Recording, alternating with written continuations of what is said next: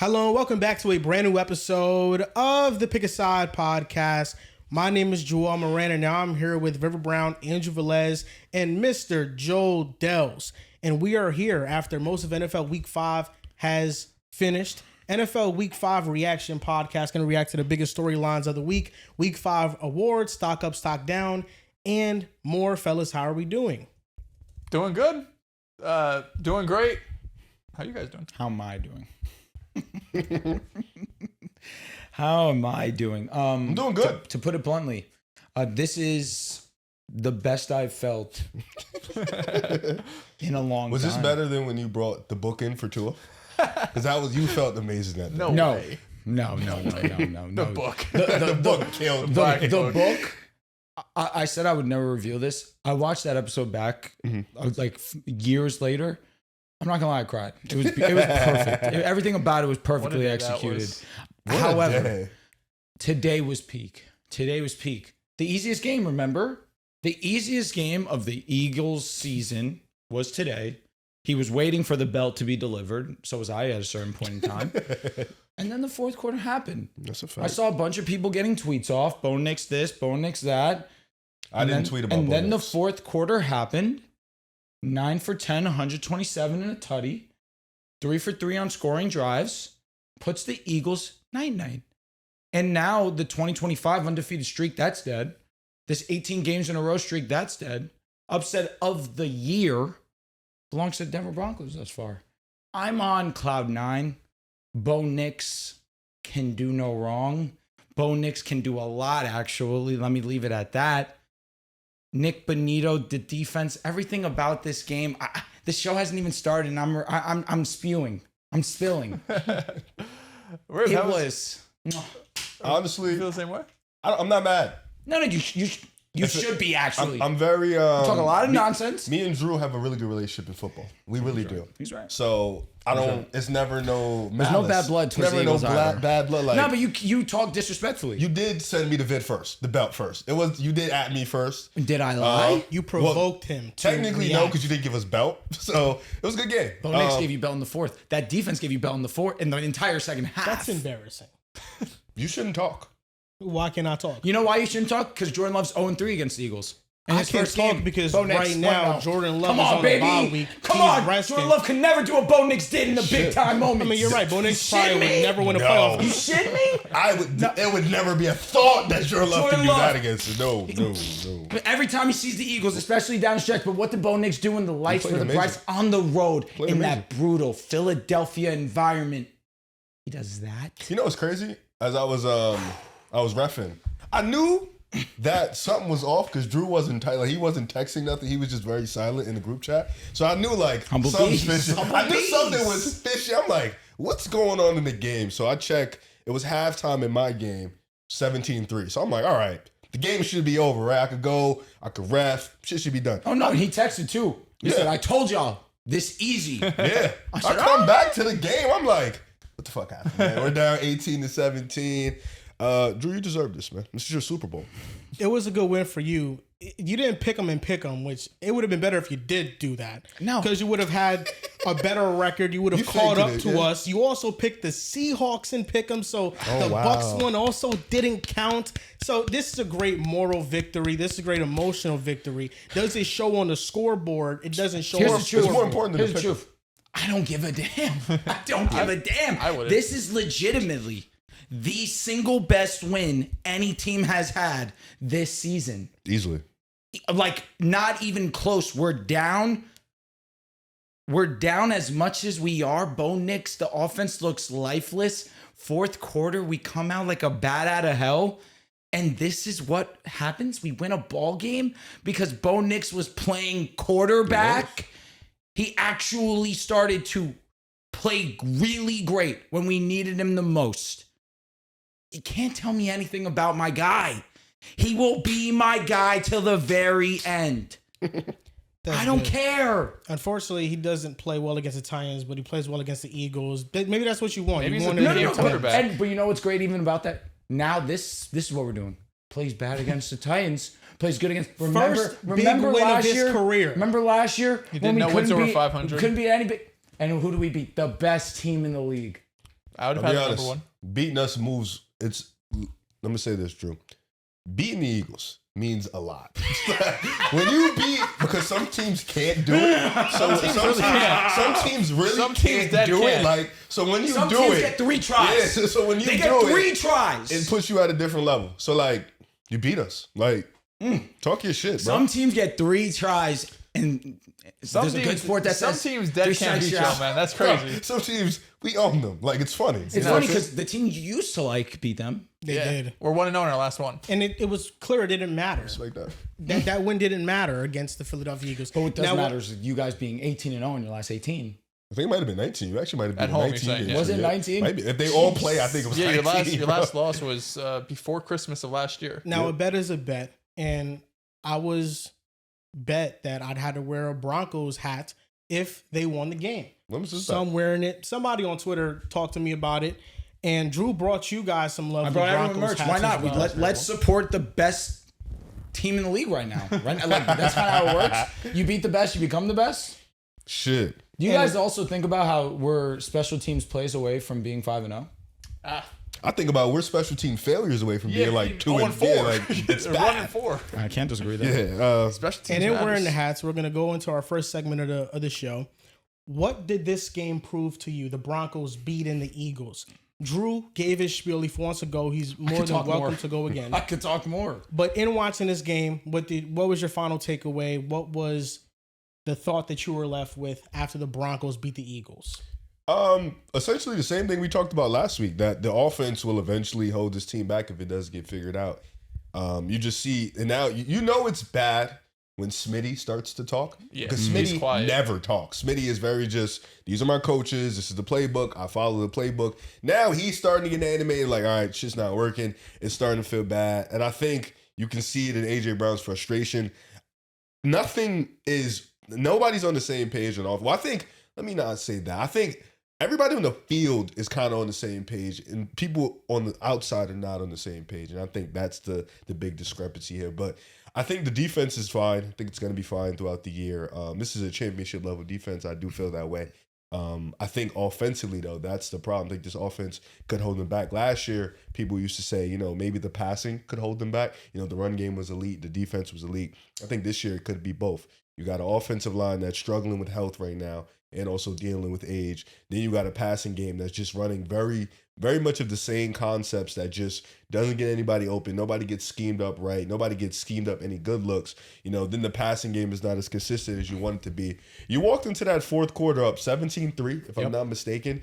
If you just was still able to move the ball, this is a game you walk away with, you win the game, but you couldn't move the ball, put the defense in some horrible positions. And on top of that, give Denver's offense some credit. They made some big plays. Sutton and Bo Nix and them boys, J.K. Dobbins, they came out and they never gave up. And with the Eagles, it feels like they haven't put a consistent 4 quarters together in any game they've played. They've just won off sheer talent, sheer willpower. And I think my reservations are the same. This offense could hold them back. This offense, it's 2 things. Like, it has the talent to win, but it also has moments where it shows you that this offense could hold them back from winning the title. Yeah, the offense feels a little 2023, but maybe even more scary because the offensive line doesn't look like it's going to be as dominant as it was. They're dealing with some injuries. They were dealing with injuries coming into the season. Now you're even more banged up. I'm going to check the box score. First of all, Saquon 6 carries. That was a bit of a jump scare. Inexcusable stuff. Yeah, because we could talk about the passing game. If you just look at the numbers, it's like this was one of the better passing games the Eagles had, right? Smitty had over 100 yards. Jalen Hurts had a passer rating over 100. You hit on some deep balls. You hit on one to Smitty. You had AJ Brown open on that one over the middle of the field where he kind of led up on. So there were plays and plays made in this passing game for Philadelphia to win this game, but kind of off character, they went away from what's been working for them for the 18 plus games that they won at home in a row. I mean, Saquon Barkley, and it's your rushing attack. And I know the rushing attack hasn't been as successful. And it's funny because we talked about a week or 2 ago, do you want to be more pass happy? And we're also like, yeah, let's be more pass happy. But there has to be a happy medium, right? Like, we could be more pass happy while also being a run first team with Saquon Barkley being the focal point of the offense. We just don't want to be 32nd in passing attempts because we have too many talented players, the too talented of a quarterback to be the team that throws the ball the least amount in the NFL. But this game, they really got away from it, right? 6 carries, 30 yards for Saquon Barkley. This was a game where they were trying and testing Denver through the air consistently, which was weird because, like we've said, you're up 17-3 entering the fourth. It's you usually see these games from teams when you're trailing 17-3 the whole way, and you need to pass to catch up, and you feel like you need explosive plays to try to get some things going. But that wasn't the case for the first 3 quarters of this game. So really weird for Philly to kind of get away from what's been working for them for a year plus at this point. For Denver, though, I think the number one thing, I guess really 2 things. The number one thing, though, is I think you got some faith in Bo Nix, because for the first month of the season, the talk around Bo Nix was nasty. I think deservedly so. He was not playing up to the expectation that we thought he could coming off his rookie year, where he had a very strong rookie year. So I think number one, you get some faith that, okay, in the fourth quarter on the road in Philly, Bo Nix, he grabbed his balls and said, let's go, let's win this game.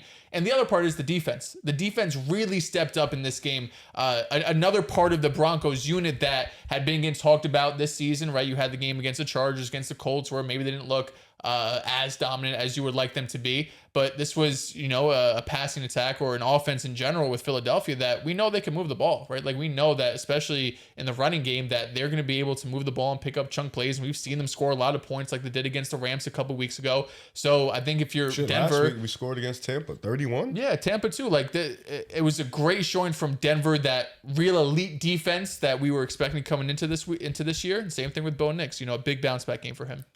It unequivocally proved one thing, and it's that talent can't overcome coaching. The Eagles were 2 for 11 on third down. They had 8 penalties. They took 6 sacks. There was not a plan for the pressure packages that Denver's defense sent their way. Saquon Barkley not having double-digit carries is unacceptable. But the touchdown that Jalen Hurts threw to Saquon Barkley was a play that was drawn up by Jalen Hurts. That's insane. It wasn't drawn up by Kevin Patullo. Kevin Patullo right now is holding back this Eagles offense. No. And we've seen the last couple of weeks the offense in stretches sometimes look good. Versus the Rams in the second half, versus the Bucs in the first half, versus the Broncos in the first half. They were moving, they were passing the ball. And I think that their plan was correct. Pass the ball against Denver to set up the run. But once they had that 17-3 lead, they did not run the ball with Saquon Barkley at all. Maybe a carry here or there that got stuffed, but for the most part, they didn't stick with Saquon Barkley. This team we know has talent. They have a great quarterback. They have great weapons on the outside. The offensive line is a bit hobbled right now, but I think it's still at least an average unit, even with all the injuries. The problem right now is what the problem has been the entire season. It's the play caller, it's the coaching, it's the game script. And last year, the run game was elite, top of the league. The pass game was mediocre.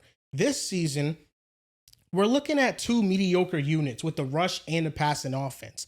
And if they don't make a change, this is what's going to hold back the Eagles from going back to back and even reaching the Super Bowl. Because this game proved 100% that they cannot overcome coaching even with their talent alone. They can't. They play sloppy football, and they've gotten away in some close games against the Buccaneers, against the Rams, against the Dallas Cowboys. But if they keep playing the way they're playing right now, they aren't going back to the Super Bowl. Now talk about Bo Nix. Bo Nix was fine. He was mad for 3 quarters. He was really good in the fourth quarter. Made a really good third down throw to Courtland Sutton. That play got me. That final drive was awesome. Courtland Sutton, the power that he had to finish catches through Quinyon Mitchell. Because there was one where Quinyon had his entire arm in there trying to break up the pass, on that right and he side. Still held on to it. Yeah. I thought the great game script was awesome for Denver. I thought they ran the ball better in the second half. They set up the short and quick game, and then they rolled out Bo Nix to make throws to crossers that were crossing the field. And they took advantage of also the opposite boundary corner of Philadelphia, which is another problem that they have on their team. But you live with it because their defense is so great.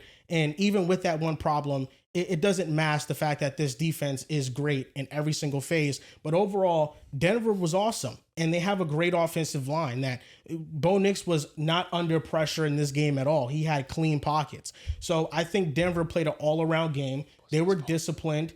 And it basically showed, like, between the Denver Broncos and the Philadelphia Eagles, there was no question what team was more prepared, what team was more disciplined. It was the Broncos. What's nuts about that is we locked them up in the second half, they played into our hand because, of course, we know that Philadelphia loves seeing man coverage. They know that Jalen Hurts thrives with that, and they're going to take their shots deep down the field. We caught some breaks, being honest. The Jahan Dotson, pretty great catch, just got the 1 foot out of bounds.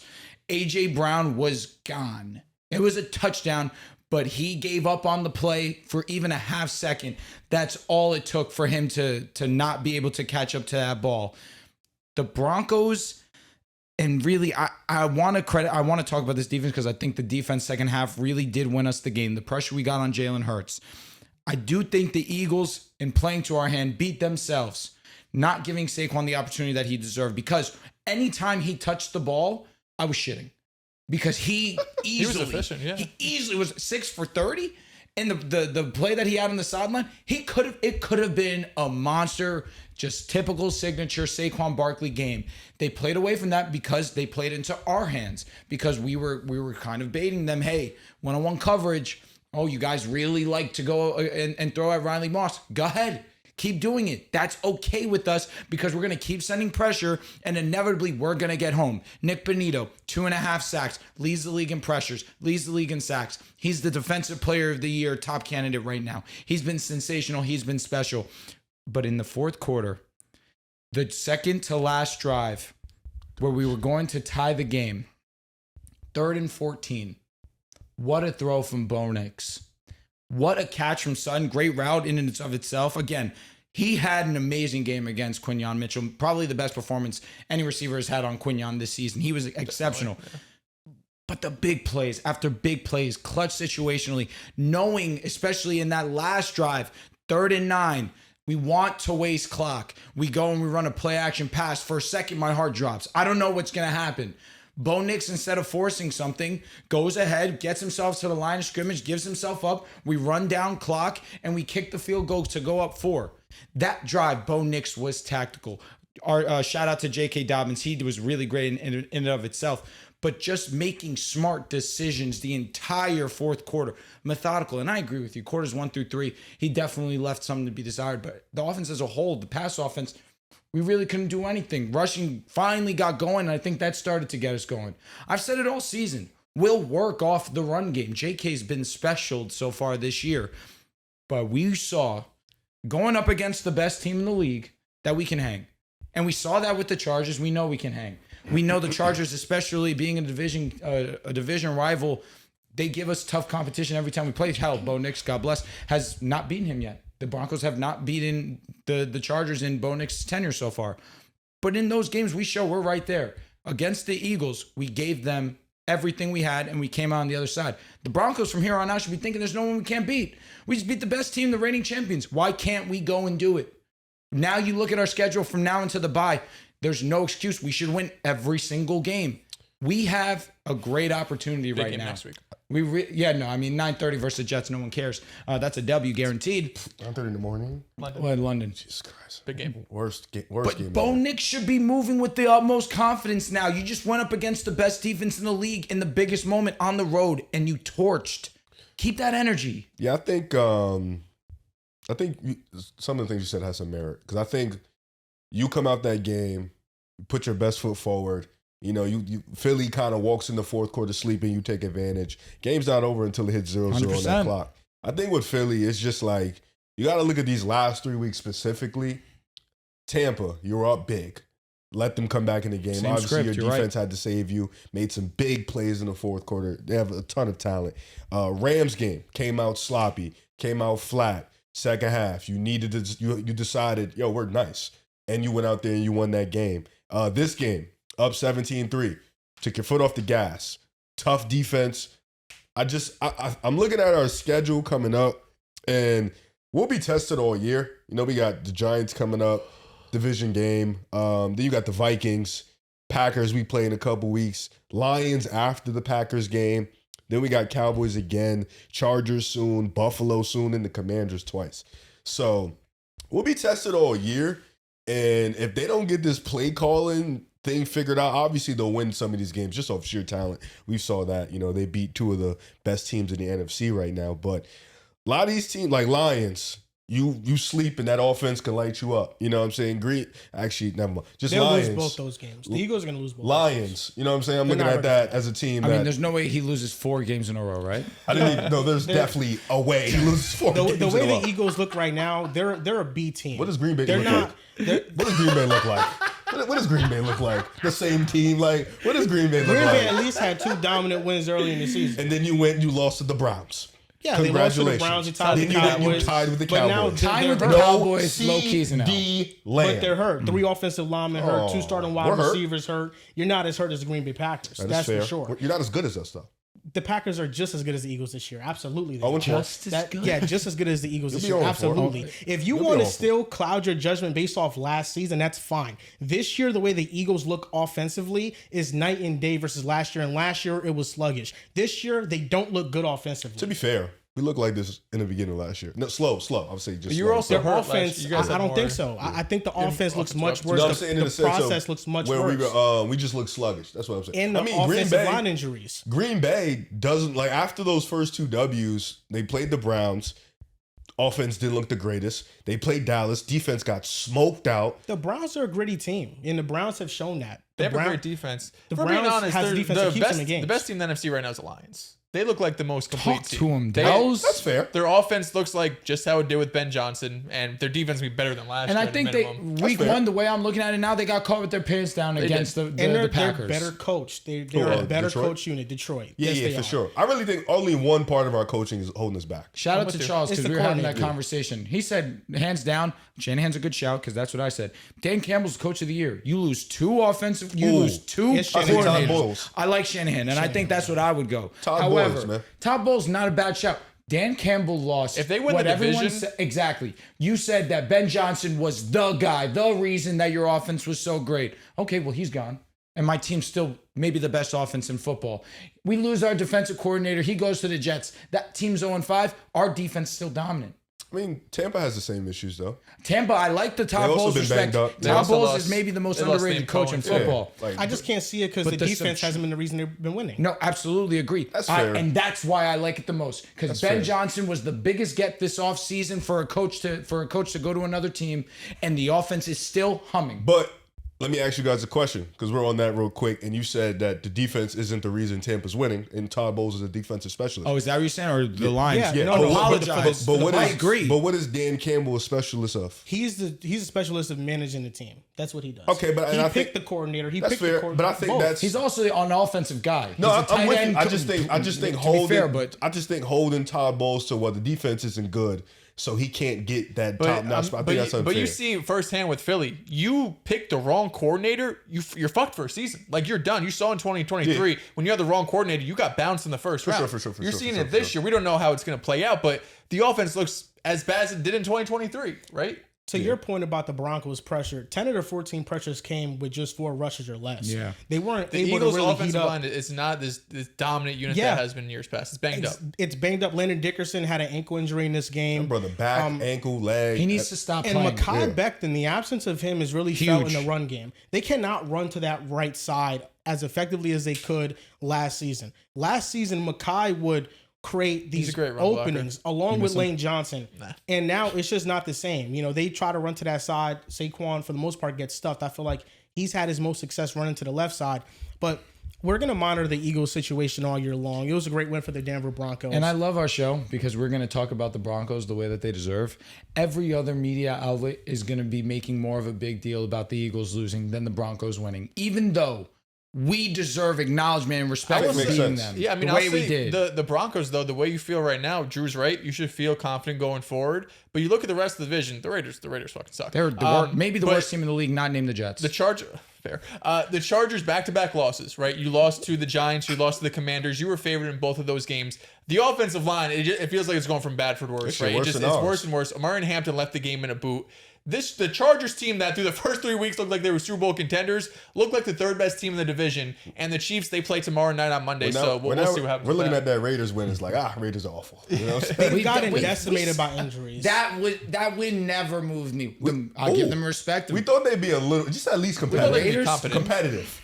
I thought they'd be, yeah. We didn't think We thought Geno they'd would be be this considered bad. because is Geno playing was supposed to be one of the good. worst quarterbacks. in Geno football. has He's so dropped bad. off like 25 spots. Like, It's 9 picks in 5 games. It's actually Geno- impressive. However, though, looks that solid. many you interceptions. thought you'd get a healthy Brock Bowers. He hasn't Colton been Miller. healthy. don't you get a competent Geno Smith? You didn't get that. Yeah, Brock's hurt. Colton's hurt. Your 2 of your best 3 offensive players are hurt. Geno's so. 34. Shit's over. It's over. He's done. Yeah, it's done so. Yeah, we'll see if he bounces back. He fleeced the majority of the Raiders. season. 80 what? And shout out to him. Get your money. I love that for Get him. your money. I love when a guy gets their money. Maybe Tom Brady made a mistake.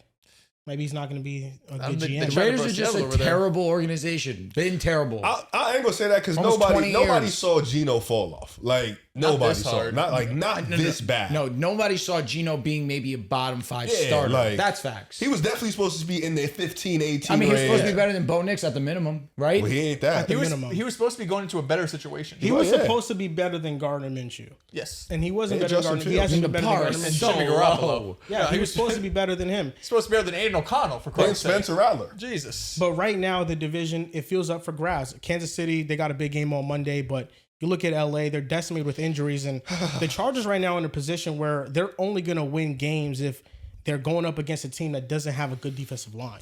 Because that's the only way that Herbert can we manage didn't and think be the kept Commanders- upright. Y'all respect the Commanders and JD5. Come on. Listen, the Chargers are done. They're done. They're JD5. done. They say JD5 ain't like that. I mean, Who that said was. that? I mean, I don't know. Somebody I saw on Twitter. Oh. let's make up narratives. Silly. Why not? Yeah, no, let's do it. I'm J- sure there's plenty of people who said that. Plenty of people. They said JD5 ain't like that, man. JD5 went out there. He looked like the best quarterback on the field. He was awesome. Playing with the knee brace and everything. He The was knee great. brace looked nuts. I thought he was Yeah. done, bro. Bill was fantastic. That shit in looked that I'm game. nuts. trying to stay on topic, sort of, kind of, but we're talking about this game. Debo's back. He looks He's awesome. back. He looks so good. You slept. Yes. You slept. And I'm not. I don't To be regret fair, When it. Terry comes Training back, camp, I'm like, excited. I don't regret it. Yeah, I don't regret it. I ain't gonna lie. I don't regret it. But I said this. He was always a perfect fit for the I offense. said facts, but I said this preseason. We forget how great he was 2023. Yeah, I'll be. Bro, And that he was a minute banged ago. up last year. He was. It He's happens. to be fair, he's always fake, sneaky, banged up. He is. He yeah. goes It's 1 just year who he mid, is. 1 year elite, 1 year mid, 1 year elite. You want He's to know what back. happens is that when you maybe your numbers don't look up to snuff in your previous situation, even if you're still the same player, the quarterback tends to get a lot of the blame. He's The quarterback generational. that throws the That's ball a true. little bit behind you, a little bit high. Who's he talking about? I think I know who he's talking about, but keep going. That's why Debo wasn't as productive as he was Debo last couldn't get season. separation last year. Debo was hurt against last man year, I coverage think, has more than never been a anything. separator. He's an Yeah, excellent so zone separator. confused. Last year he was beat I up. could show you a multitude of clips where he's open and No, Brock I'm Purdy's confused. He doesn't have throwing to it do the behind ball. him. Wait, Hold on. Is this a Brock Purdy thing? Because I thought we were done with that.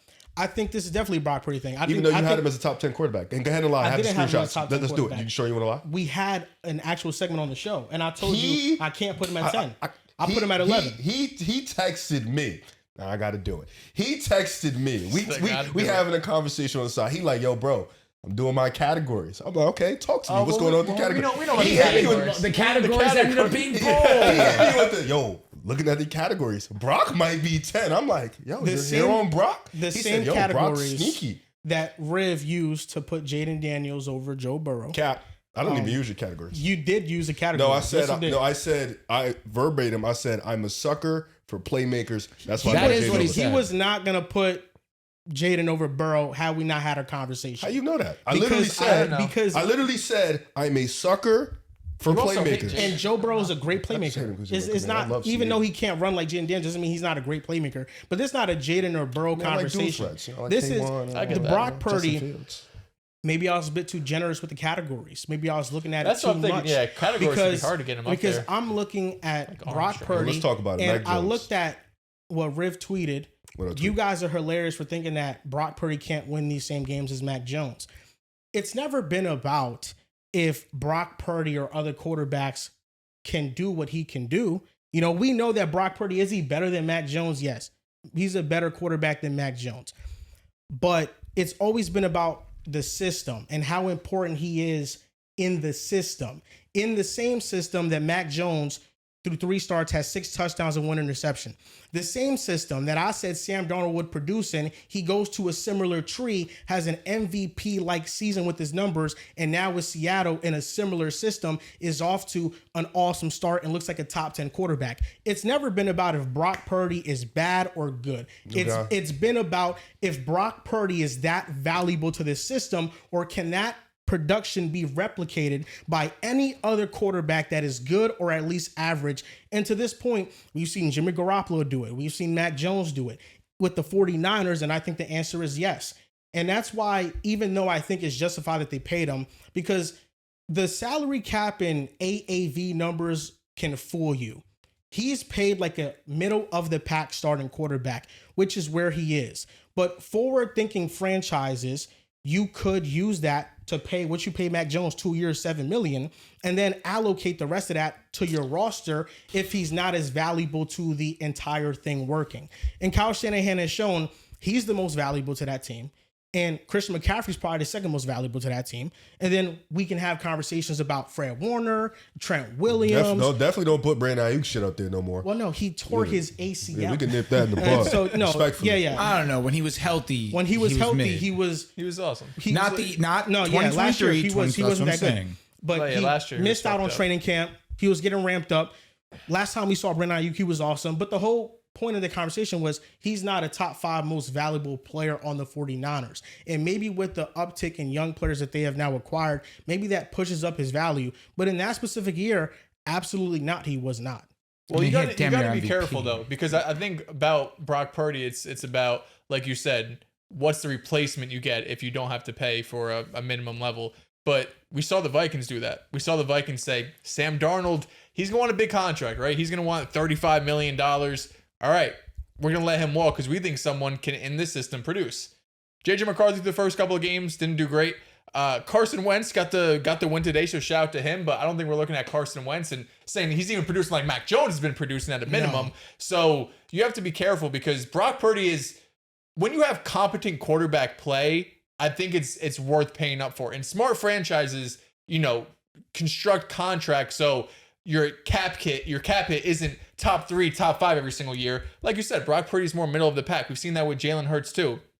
When you look up his cap hit, he's not getting paid like the first or second highest paid quarterback. You're looking at guys like fucking Trevor Lawrence and stuff when you have franchises that aren't, as savvy, I would say. So I think you just have to be careful because when Purdy's healthy and he's right, he plays like a borderline top 10 quarterback. It's easy to say, yeah, sure, just have Sam Darnold for a year. But if Sam Darnold's produced like that, now he's going to want $35 to $40 million. Now you're looking at Sam, you're looking at Purdy, and it's like they both get the same contract. Where do they really land? So, but that's less. Purdy got more. He got about 20 to 30 million more than Sam Darnold. Yeah, it's because Sam Darnold's fell off. A better quarterback than him. Sam fell off at the end of last year. So he lost some money. Sam looks awesome, but I think the whole point of this is that Kyle Shanahan has shown that he could make it work with anybody. That's the whole point. Yeah, I mean, Mullins, he's done it. He's done it with everybody. The point with Kyle Shanahan is that he can make journeymen look like serviceable spot starters, and he can make average players look great and good players look like MVPs. That's the type of elevation that he does. The discrediting that you do to the players that actually go onto the field and actually have to do the work. Mac Jones is doing the work right now. And I'm giving him that acknowledgement. But Mac Jones has been awesome. But what you're doing is acting like Shanahan puts the uniform on and he plays quarterback. By the way. I'm not trying to say Purdy. Shanahan is one of the best, if not the best right now. Jimmy Garoppolo had a problem game 70 yards. You act like he throws the ball. You act like he hands the ball off. You act like he, at the line of scrimmage, checks the opposing defenses. Like Brock Purdy, if you want to say Shanahan gives him a boost, you're right. It's a gargantuan boost. But it's not just a small Brock Purdy boost. has to go out there and execute. There's no doubt. Every quarterback has to go out there and execute. But what each quarterback is asked and tasked to do is completely different. And the degree of difficulty in a Kyle Shanahan offense is much different. Mac Jones threw for 300+ yards Thursday night against the LA Rams, and he was hobbled. When you look at what he did in the numbers, they look great. He was impressive. But you look at how the game plan was schemed, almost 70 to 80% of his yardage came behind the line of scrimmage. It was basically a lot of quick dump off passes. And yes, Mac Jones is making those throws, and he made 1 to 2 or 3 really good throws in that game. But for the most part, it was easy, schemed up things. Now, yes, you have to go out there and you have to produce. But the numbers that he has produced with Brock Purdy has led to, at the time, people saying and thinking Purdy was a top 5 quarterback. The numbers that he had produced with Jimmy Garoppolo had people thinking Jimmy Garoppolo at the time when they made the Super Bowl run was the next coming of Tom Brady. That was always dumb. He has done, and yes, you can say it's dumb, but at the time, Are we talking about this is narratives what in here people or believed. narratives outside? Because the narratives outside are strong. Nobody in here thought Brock Purdy was top 5. No. Nobody. Never. Nobody. 5? Never. 5? No way. No. Was he in a conversation to win the MVP? Yes. Yes, he was. He We were should've never been. putting He him wasn't over the MVP over Stafford Christian or McCaffrey. Herbert. Okay, That's fair. That's a fine statement to make. CMC was having a special season. He went for Brock over Purdy was 2,000 having a great year And too, the though. difference is that with that year, people gave more credit to Purdy than to someone like Christian McCaffrey. every time they do that, though, every bro. time. It's not just Yeah, a Brock every Purdy time. thing. But my whole point is that Kyle Shanahan is probably one of the best elevators of quarterbacks Absolutely. that we've Okay. seen in history. Okay. Yeah. He's on a very short list. In top history. 3. Yeah, it's like him, Kevin O'Connell. Yeah. Like, it's guys that are right now doing Even some shit. then, I think Kyle Shanahan is in a different class when it comes I to just that. think your point is really just trying to diminish Brock Purdy. Because you're saying a lot of things we all know. Like, we all know Kyle Shanahan is one of the best in the game. We all know CMC, when he's the best, when he's healthy, he's right, he's the best player on the team. You're saying a lot of things we know. No, we my know Brock Brock- Purdy ain't top Brock was 5. awesome. My last year. point is, Brock- what they- is they his were Yeah, all was banged Brock up. not great last He year? was good. he was He awesome. good. And they were banged up to shit last year. My whole point is that what is the value of this specific player in this system when multiple other quarterbacks that are either a little bit beneath his level or better, but mostly beneath, because we didn't see Sam Darnold in this system can replicate similar numbers. Why I give Brock a little bit more credit for last season than the games that I've seen in Mac Jones. He didn't have the CMC safety blanket like he had in 2023. Like Mac had against the Rams.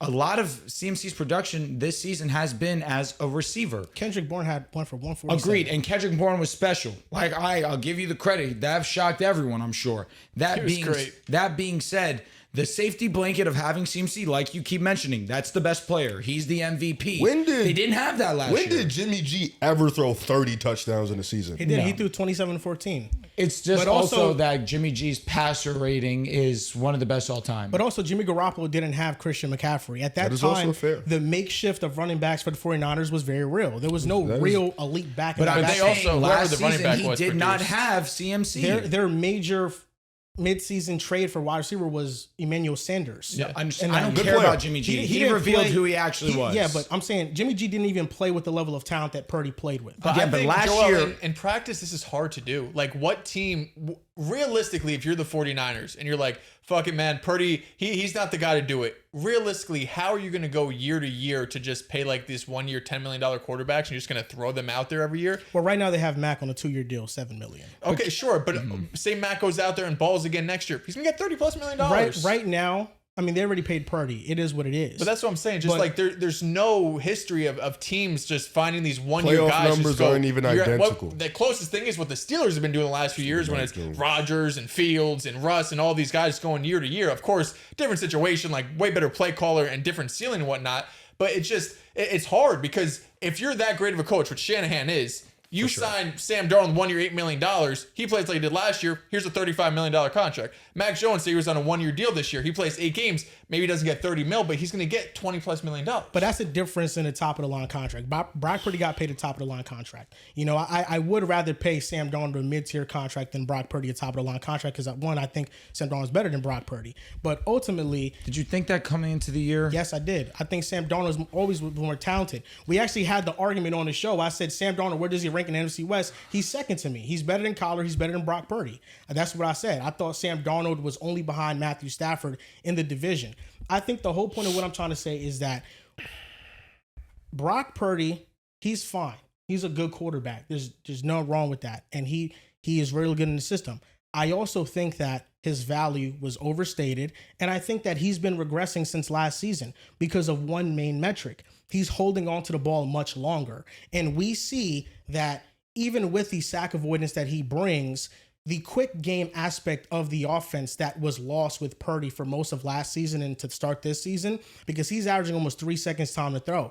Mac Jones is releasing the ball in under 2.5 seconds. A big reason why the quick game is working as well with him, because they're 3-0 in his starts, is because he's letting the ball go early. He's going to the first reads. There was a tendency last year for Brock Purdy to pass those up, sometimes to Debo, sometimes to somebody else that was schemed up, and he would run around, and when he does, he shrinks the field and isn't able to make those throws because his arm, it drops off when you erase a side of the field. So you're now saying Brock Purdy's regressing?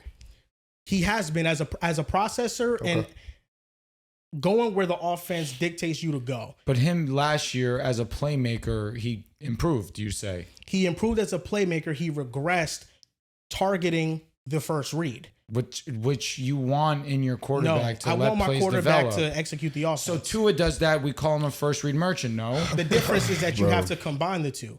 Tua cannot do the other part at all, and that's the reason why he gets knocked. Purdy was more than fine last year. This year, I'm not taking much from. How can you evaluate him? Like this year, Brock Purdy has 5 turnovers in 2 games. Yeah, but the Jacksonville game, he wasn't right. I just don't think he was. He was good outside the game. He was really good against. Like that Jacksonville game was one of the worst games I've ever seen Purdy play. He's been hurt. And then he re-aggravated the toe. Jacksonville. The one interception he had, it was tipped. It wasn't his fault. It wasn't his fault. And, no. But it was a high ball to CMC. No, it was. But it was also just bobbled 10 times. The interception that he had was just a coverage interception where he just threw it to the guy straight up to Devin Lloyd, and then the sack fumble. You know, I think he wasn't playing at 100%. But so if we're gonna talk about Debo last year not playing 100%, I'm kind of giving Purdy a pass. But the thing is, what I'm saying is that Brock Purdy, he has regressed going to where the offense dictates him to go. And that has limited the offense somewhat. And that's why we see the offense right now. You compare Mac Jones and Brock Purdy, the offense is running better with Mac Jones right now. It is. I mean, it's a small sample. He played Seattle. Mac Jones played Arizona and the Saints. So and the Rams. Yeah, and the Rams. And shout out to Mac Jones. We're not trying to take it away because Mac Jones had one of. Shout out to the Broncos. That right. Mac Jones game against the Rams is just as impressive, not more impressive. If you want to tell me that Brock Purdy wins the Saints and the Cardinals game, okay, that's fine. Comfortably. The Cardinals game, Mac Jones led a game-winning drive in that one. But I think if you want to say that, fine. But I will not believe for 1 second Brock Purdy beats the Rams on the road. Well, he beat the Seahawks, so, damn.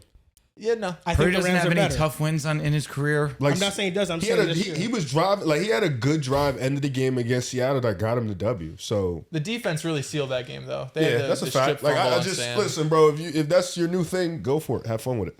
It's not a new. It's what it is. No. Brock regressing is definitely something new you've said. No, it's something I've been saying. Because you've never said that. Yes, I have. Maybe you haven't heard me say it. No, he's mentioned this whole processing thing, but I've never heard that in my life. Flowers for his progress as a playmaker. But there's the reason why is because when you improve as a playmaker, that's a bonus. That's something that I'm thinking his offensive line's also worse now. So are you saying it's worse? Are you saying trade Brock?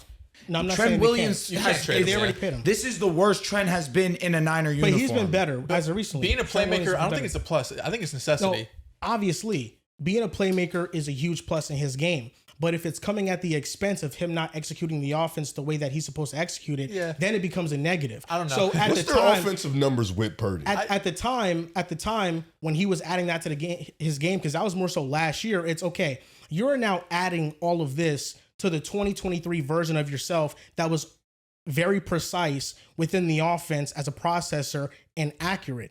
But then as the season prolongs and those stuff starts to go away because they were a middle of the pack red zone offense last year, and a lot of that was due to Purdy not throwing those throws. Purdy impressive to you week 1 versus Seattle? The game-winning drive, yeah, but for the whole game, no, he played bad that game. Damn. So I don't even know if these are right. As Mac Jones' expected points added per play in 2025 is 0.14. Brock Purdy's is 0.41. Yeah, I mean, the 49ers last year, they were 11th in EPA per play. This is in 2025. And that's without, they were 12th in success rate. That's without the most valuable player, which I'm agreeing. I do believe CMC is their best offensive player. That's still great. I think, it's hard this year because Purdy's banged up. And in my opinion, he was hobbled in I think you're being unfair to him. So you're being a little Mac unfair. Jones has been playing great. I don't want to take anything away from Mac Jones.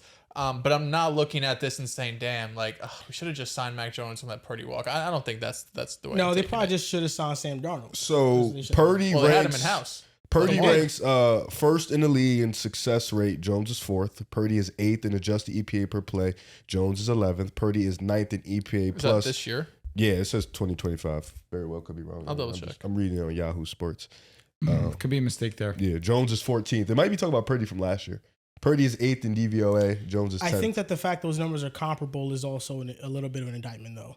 You know, Purdy's I'm not fucking expecting first. Mac I mean, I Jones thought to it was be supposed better to be than as Brock long as Purdy. Purdy's numbers are better. It doesn't matter. I'm not expecting Mac Jones to be better than Purdy. But You said the are offense looks is better. From what you've seen, Riv, from Purdy's- what No, you've we seen, watching can't the do games, that, Purdy's bro. eighth- from watching the games, Purdy's We eighth can't in do do you that, think bro. do you This think year? I'm not doing do you that. think Purdy's the eighth in offense has EPA dropped per off of Mac play. Jones? Answer me that question. Mac Jones is 13th. Say that? Purdy this year is 8th in EPA per play. Oh, Mac so Jones they- is so they- 13th. yeah, they said it Purdy right. is number 1 in success rate Oh, so this this year. shit was right. Mac Jones is 4th. Yeah. They're still like, yeah, Purdy's playing better. I mean, you can't go higher than number 1. You know what I mean? Like, There's no That other doesn't number. sound comparable though. Like one is signed Watching and the sealed. games, you think that Mac Jones isn't running the offense as Sometimes effectively your eye as Brock can Purdy? lie to you. Again, Well- the Jacksonville game was the Jacksonville game. I thought that Purdy was solid against a really strong Seattle defense on the He road. had a good game. And He had a this good game, game. in the Mac game against the Rams, again, give him credit. No one gave him a chance. But Agreed. you said it. A lot of this was underneath. It was Yes. quick. The announcers even were saying, like, I can't believe the Rams are just letting them take all this underneath stuff. So it's not like Mac made some great plays. Don't get me wrong.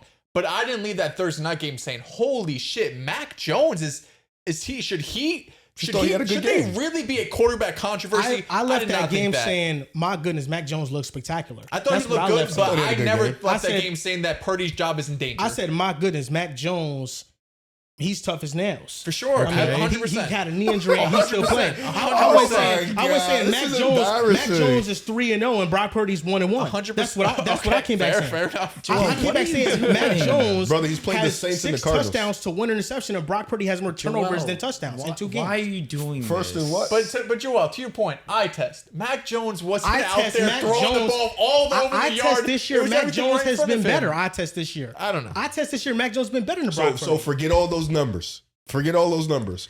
Is this the Forget hill you those want to die numbers on? because the Seattle game, you want to tell me he had a great game winning drive? thought he had Sure. a good- He he had a was good game. not good against the Jaguars. no, No, I he's agree terrible. with you. He He was was awful. good against No Seattle. one We've wouldn't seen say 3 that. awesome Joel. Mac Jones games. But do you Against the Saints, Against the Rams on the road Thursday Night Football, you think they're agreed, the other agreed, two? agreed. Name the other two games. The Rams. Name the the Rams. other 2 games. Okay, Whose the defense Rams is better? overshadows Name- Whose anything. defense No, is better, it does Seattle's or not. the Rams? The Saints and Cardinals. The Cardinals are a fine opponent. So why can't the They're not a Seahawks- terrible opponent. Wait, so They're Joel, actually terrible. If, Terrible. if the Rams game can overcome the Cardinals and Saints, why can't the Seattle game overcome the Jags game? That's a better defense. By far. Seattle, he didn't play well until the game winning No, drive. he played solid. He was solid. He played solid. He did not was play solid. well in that All right, game we're just overall. lying. But So that's fine. semantically, Let me ask you know this, what? Rick. You What know, do you got think? it. What do you think's a better game? Mac Jones against the Rams or Brock Purdy against Seattle? I mean, statistically, probably Matt because he had no turnovers. I'm saying no. That's From right. you and what you thought, what you saw. I who thought Brock played had a better game because of the circumstances. Okay, so if On the we're, road in Seattle against the probably one of the best defenses in football. if we're measuring their best game this year, forget about the Jaguars game. I mean, we I'll can add erase it. it. I'll erase the Saints. I'll erase the Cardinals. Look at his best game. I thought Mac Jones's best game was better than Purdy's best game. Okay, well, the numbers tell you you're wrong. That's fine. The, I the use my numbers say eyes. Purdy has been slightly better, but Mac Jones has been great. He deserves his flowers. I think it's okay to say Mac has played good. He's done a job without always trying to, oh, here we go. Mac can take this guy's spot. This guy might not be that good. Yes. Was Brock Purdy overpaid? Like sure. Mac fine. Mac But, doesn't look come like on. Sam from last year. Like if No. Mac looked like Sam last No, year, be like, all right, but he's not that level of talent. I agree with you. You know, Sam is a legitimately he was a top 3 pick. top 10 talented quarterback in the league. Yeah, that's how good Sam is. Like, yeah, Sam is finally good. Yeah. Sam is more raw talent. Sam's than Mac, finally for good. He's sure. finally not with the Jets. He's in a good situation. It's, I mean, sure. it's Yeah, good. All right, yeah. It's good. You know? And He was on Carolina. he played well in Carolina. He was To mid. be played well in fair, Carolina. Jets, Carolina. Yeah, you're right. You're right. Literally doesn't get. They're both bottom of the It barrel. literally doesn't get worse than those two teams. Baker Mayfield versus Sam Darnold was the duel of the day. The Buccaneers beat the Seahawks 38-35. The Bucs are now 4-1. An interesting fact: the Seahawks now have a negative record at home It's nuts. versus on the road. On the road, they're 9-1. At home, I think they're now 4-9 in the Mike McDonald era. What's a crazier stat? With them being that good on the road or that bad at home? I think being them 9-1 on the being road that is bad at nuts. home. Purdy against Seattle had an EPA per play of 0.41, total EPA of 17.3, 76.5% completion percentage. He's gonna tell you he doesn't care. 15.3 completion percentage over expected. He doesn't care. His eyes Was told it him better something than different. the Rams game? This defense is better than the Rams. His eyes told It you wasn't different. better than Mac Jones's Rams game. It wasn't. His eyes tell you Who that made was not more in his impressive hands. throws, Purdy or Mac? Purdy made the impressive throw with the and down then the sideline shot throw. Thank you. Yeah, And but then the overall, touchdown pass to Tongi, whatever his name is. Who was consistent from quarters 1 to 3, 1 to 4, more consistent? It was Mac Jones. With respect to Mac, who played a great game, he executed a game plan at a very high level, taking what the defense is giving, which is what a quarterback should do. in the first game, backup? who Yeah. played? Did Ricky Pearsall play? He did. Did Jawan Jennings play? No, I don't Mac think he did. Jones didn't play with Jawan Jennings, Ricky Pearsall, or Elite George performance. Kittle. Considering- he had Kendrick Bourne out there but as last number year, one. but Kittle got hurt hold- in that game. Kittle played one quarter. In the He first literally week, played one yeah. quarter, scored a touchdown. His guy. Ricky Pearsall is looking like one of the better receivers in the league right now. when he's Last year, healthy. Brock Purdy ain't have nothing either. Everybody was hurt. Last year, legitimately, Everybody was correct. hurt. You say he's Yeah. regressed, Deebo but was everybody banged was hurt. up. CMC was banged up. But Yeah. instead of he had nothing, he regressed. I thought Brock Everybody's Purdy. gone. I thought Brock Purdy, given the circumstance situation, was impressive last so year. Mac, go do but a I'm job. saying in terms of his game style, his attributes, and what he did regress. When you look at the numbers and you look at how quick he was getting the ball out versus how long he held onto the ball, it was night and day. So why does he it- was passing up reads? So why does the numbers matter now, but not the ones before?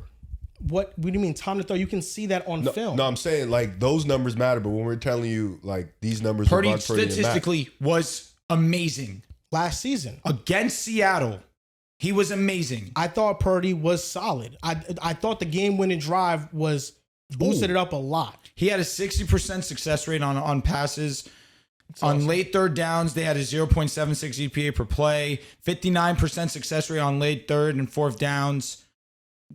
Brock against a Seattle defense, which, hey, are we looking at them different after a Buccaneers game? Me personally, Nah, the no, Bucs are because just- the Bucs have been yeah. executing They have Seattle at a injuries. different Banged up, level. too. That's Yeah, not. they It's are not the big, healthy yeah. unit that the Niners played. I'm not saying that that's not an impressive showing from Brock. I'm saying that I think the Rams game was better You're more moved on a short week you're with more- down two top receivers and a top tight You're end. more moved because of the expectation you have of the two, which is No. similar to me with the Colts and the No, Jaguars. it's not at all. That's kind of what it is. No. You don't expect much out of Mac. He goes out there on a Thursday night game on the road against an obvious team that we we all were thought it Mac was Jones favoring. played with a knee sprain and was cramping and had to eat 10 bananas on the because of sideline. expectation. It's You're not more the moved. expectation. Mac Jones was legitimately awesome against the Rams. To be fair, But though, there's on top nothing of to- also to being dissect awesome, the Purdy disrespect. was hurt against the Jaguars.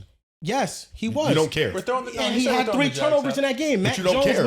was but- hurt and didn't have no But turnovers. also, Purdy got hurt in that Seattle game, finished it with a walk-off tutty.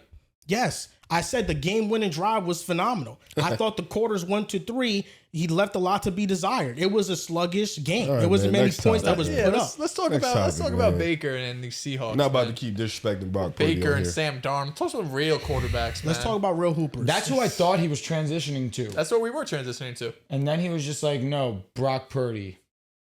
I'm Let's- saying oh, the you're saying a minute first ago, time, yeah, yeah. yes. Let's talk about real hoopers. Baker Mayfield versus Sam Darnold. Now the Buccaneers won 38-35. The Bucs are now 4-1. We mentioned their home and road splits. The Seahawks don't have this home field advantage they once had with the did. 12th man. It's not the same aura or energy. And I thought this was an awesome showing by two quarterbacks. Sam Darnold, late interceptions, what ended up costing Seattle. His flaw was that he wasn't perfect. 4 touchdowns on a day. Had a super high completion percentage. Sometimes it's just one. That's all it takes. But Darnold had that interception. That's what cost Seattle. But he also had the touchdown. I put them up, and then Seattle's defense got walked on. And they have a ton of injuries. So right now, I give Seattle ultimate grace for all the injuries that they did deal with, because you have Devon Witherspoon out, Derek Hall left in this game. Right now, they have a lot of starters hurt. Is Julian Love hurt? Julian Love might be hurt, yeah, and he's an awesome safety. Baker Mayfield right now is just playing at an MVP level. maneuvering There's different. very few quarterbacks that are playing just as good as him. A quarterback that I thought back then the Niners should have probably signed instead of elevated Purdy But Why Baker is this Mayfield. the hill you want to die on? It's Baker a nuts hill. Mayfield, but everybody was out on Baker Mayfield. Everybody thought he wasn't good anymore. My co-host here thought he wasn't good anymore. But Baker Mayfield up. since then I would throw that into. has just continued to I shit on him improve for sure. and to showcase how great of a quarterback he is. Cook. There's just one moment. There's just one flaw in Baker's season right now. He's erratic. It's the interception pick against against Philly. Philadelphia. Yes. It's the only He has interception. 4 game-winning drives in 5 games. If he would have rallied the Buccaneers over Philadelphia, we're He's talking MVP about him talks. being Number 5 one. game-winning drives Why in not? 5 games, 10 touchdowns, So it's 1 time to beat Philly interception, until it's time to beat Philly. You're not wrong. and we're Some looking people at walk the walk. Some people actually talk. It's like, come on, Yo, like, Drew, come on. talk your shit. Some people walk the walk. Some people talk it. A lot of people can't talk Jordan Love. Oh, a lot of people can't talk that fucking Zach talk. Wilson can talk. He's so No, cat. you want to know the list of? Oh no, never mind. Thinking the Ravens. it's Zach. Like last 3 years, it's Zach Wilson, Bo Nix, Drew Lock. Fact. Yeah, It's almost mad. Bryce Like, Young. it's literally almost Bryce Almost Young. Bryce It's a Young. lot of Because guys. you don't want to be in that category. Baker If Mayfield. you're asking me. Baker Mayfield or Jordan Love? Be straight. Right now, Baker Mayfield. Who would you rather have? I'd rather have Love. You don't. You're saying that solely He used to because say it with a. He used to say it with you some think confidence. you do know football. Let me just say that you're saying that because the smart thing to say is Jordan Love. No, I think Right? people love Baker. Well, it's not a smart thing. Baker's playing phenomenal. He's playing better than Jordan Love. Yeah, I think a lot of people would take But Baker. like the arm talent, the maneuvering, the pocket yeah, presence. yeah. Love does it more sexy. He does it more His sexy. brother Baker Mayfield's one. His highlights He's a tapes, hooper. 1 of 1. And Baker's not Brock Purdy. He has a strong arm. Let's just be Why are you clear. bringing up Brock Purdy? Definitely. What Baker Mayfield has I don't a know, cannon. I don't know why you had to- Purdy I don't do know why to you Let's you. had to just be that, clear. but- He's not Tua Tagovailoa. He has a strong arm. Baker You Mayfield. used to be a Jets fan. Don't Baker don't Mayfield fall has for a it. strong Don't fall for arm, it. bro. Don't fall for the bait. Don't fall for Dude, this he's a bait. Jets fan. Why do I Oh, care? Did you hear what he said? He just asked me if I'm a Jets fan. You're a Jets fan, bro. You used to Maybe root if for you want Zach to keep Wilson. believing that, you You're a root for Jets Zach. fan. You rooted Your for team's Zach Wilson 0-5. for 49ers fan. Yo, You're a Texans fan. Your team is You rooted 0 for Zach 5. Wilson. We're due. Yes, and I love coming rooting for next Zach week. Wilson. You rooted for Carson Wentz, and he's He had a ring. Yo, I swear not to because God, of him. win. Not because What? of him. He put us in position. He got us the number 1 seed. No, Zach Wilson actually did, could but never ever he didn't play sniff Zach the Wilson, career of Jordan Carson Love, Wentz. Sam Darnold. Keep it going. He put us. Sam Darnold's better than Darnold He now. put us He's number better than 1 Wentz seed now. for us to get to the bowl. What are we doing? Carson Wentz in the regular season, yes, he was awesome, but the playoff What are you games, doing, all man? the playoff He didn't games play. was Nick Foles. It was, Duh. yeah. It The definitely Super was. Bowl was Nick Nick but- Foles. but- I think like, it's what are we not doing? it's not a foregone conclusion the Eagles just win if Carson Wentz Yeah, is but in like, there. Because Philly- Nick Foles outplayed Brady, arguably. You Yeah. could argue. Well, no, for I mean, I wouldn't say outplayers, that. they both I played wouldn't say that. exceptional. Yeah, That's Brady a fact. literally set the record for We talk yards about in a game. Seattle having that second other vibe is like that home field advantage. Philly has that. Philly like that's their advantage, and Carson Wentz gave them that. I don't. What you talking about? Dak Carson never did Wentz that. gave them that. Can we but talk the- about Darnold and Baker? Why the fuck are we talking about Carson Bro, he Wentz brought and him Nick up Foles, bro? randomly, bro. No, because Joel's moving weird I right didn't, now. I didn't bring up You Carson brought up Wentz. Wentz. No, you're bringing up You brought Baker's up got an Carson. arm, unlike because Tua, you're saying unlike because, Purdy. yeah, Bro, I'm talking what are we about doing? the Yeah, what about throws. Bo Nix? Because You got an arm like Bo Nix? You argued. You said Baker Mayfield, maybe he's not as sexy as Jordan Love, and I say, oh wait, hold up, you got to push back because his arm is powerful. It is. He It has is. a cannon. He was the first overall pick for a reason. Baker's handsome too. You seen the he's a throws good-looking that he guy. made to Ebuka in between two defenders. Talk. I mean, he has a. Like, It's a Luka, nice. I rifle. told you. I'm That's with you. left. I'm It's a taking rifle. Baker over Jordan Love. Would you? Well, that's fine. I think Baker Mayfield's playing better football right now. it's true. I'm taking Jordan Love. But if you take Baker Mayfield, I have no problem with Respect. that. I have no problem because Baker Mayfield is exceptional. He's moving me. So is Sam Darnold. awesome. I'm literally a fan now. But Baker Mayfield, different OCs he's in 3 playing years. like an MVP Different caliber supporting cast. quarterback. The Buccaneers are 4-1. They've won the division every single year with him at the helm, and they're fair, probably going to too. win the division Weak ass this division. year as well. I mean, if you want to knock the NFC South, you can. Baker Mayfield has done nothing but go to the Tampa Bay Buccaneers, win multiple division titles, win 2 playoff games, and we're looking at a Buccaneers team who I think this game against Seattle was the battle of the dark horse contenders. These are the 2 teams that we're looking at when they're healthy. They can be contenders in the NFC. No, one once proved the it, one's real. Buccaneers get healthy, once Goddard, their right tackle, comes back, once Bucky Irvin comes back and he's healthy, recovering from that shoulder injury, Mike Evans. once Mike Evans comes back and Chris Godwin continues to get better from the injury, this is a Buccaneers team that can challenge anybody in the NFC. Even play today too? I don't think so. That's another one that's been banged up for them too. This I'll is a be, team that is great. I'll be completely honest and completely transparent. I think Baker Mayfield is having an amazing, incredible season. I think Tampa is really good. You said dark horse contenders. They're that now. No, Buccaneers are No, dark horse. no. It's not the Bucks. It's not the Bucks. Seattle's the most banged up. Yeah, they don't Seattle season 2 though. with I think Seattle has a great defense. I just don't trust Sam Darnold in those moments. I don't.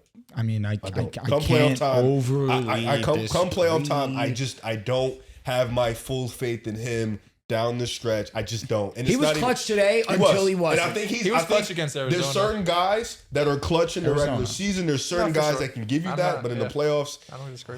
it's a wait and see for The Sam. throw off the helmet was yikers. Yes, that's bad luck. Was It's it tough. bad It really luck? just- it wasn't like what a are we doing? bad He panicked. throw. He panicked. There was I don't pressure know in if his it's face. a panic.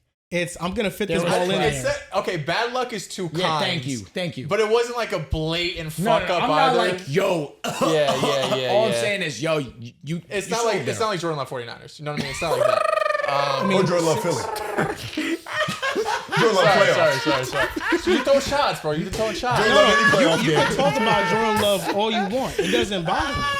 Because I know that this year the Cross Packers over are the going to be able to showcase what they're truly about. I mean, right now we have Eagles, we have Riv, who's the ultimate front runner because the Eagles won the Super Bowl. But if it's not the Eagles, I respect the Eagles, it. he's Front front running runner. 49ers. You literally You literally yo, think he's Mike, the exact definition you of have front no running. leg to stand on. You went from You got Micah Parsons.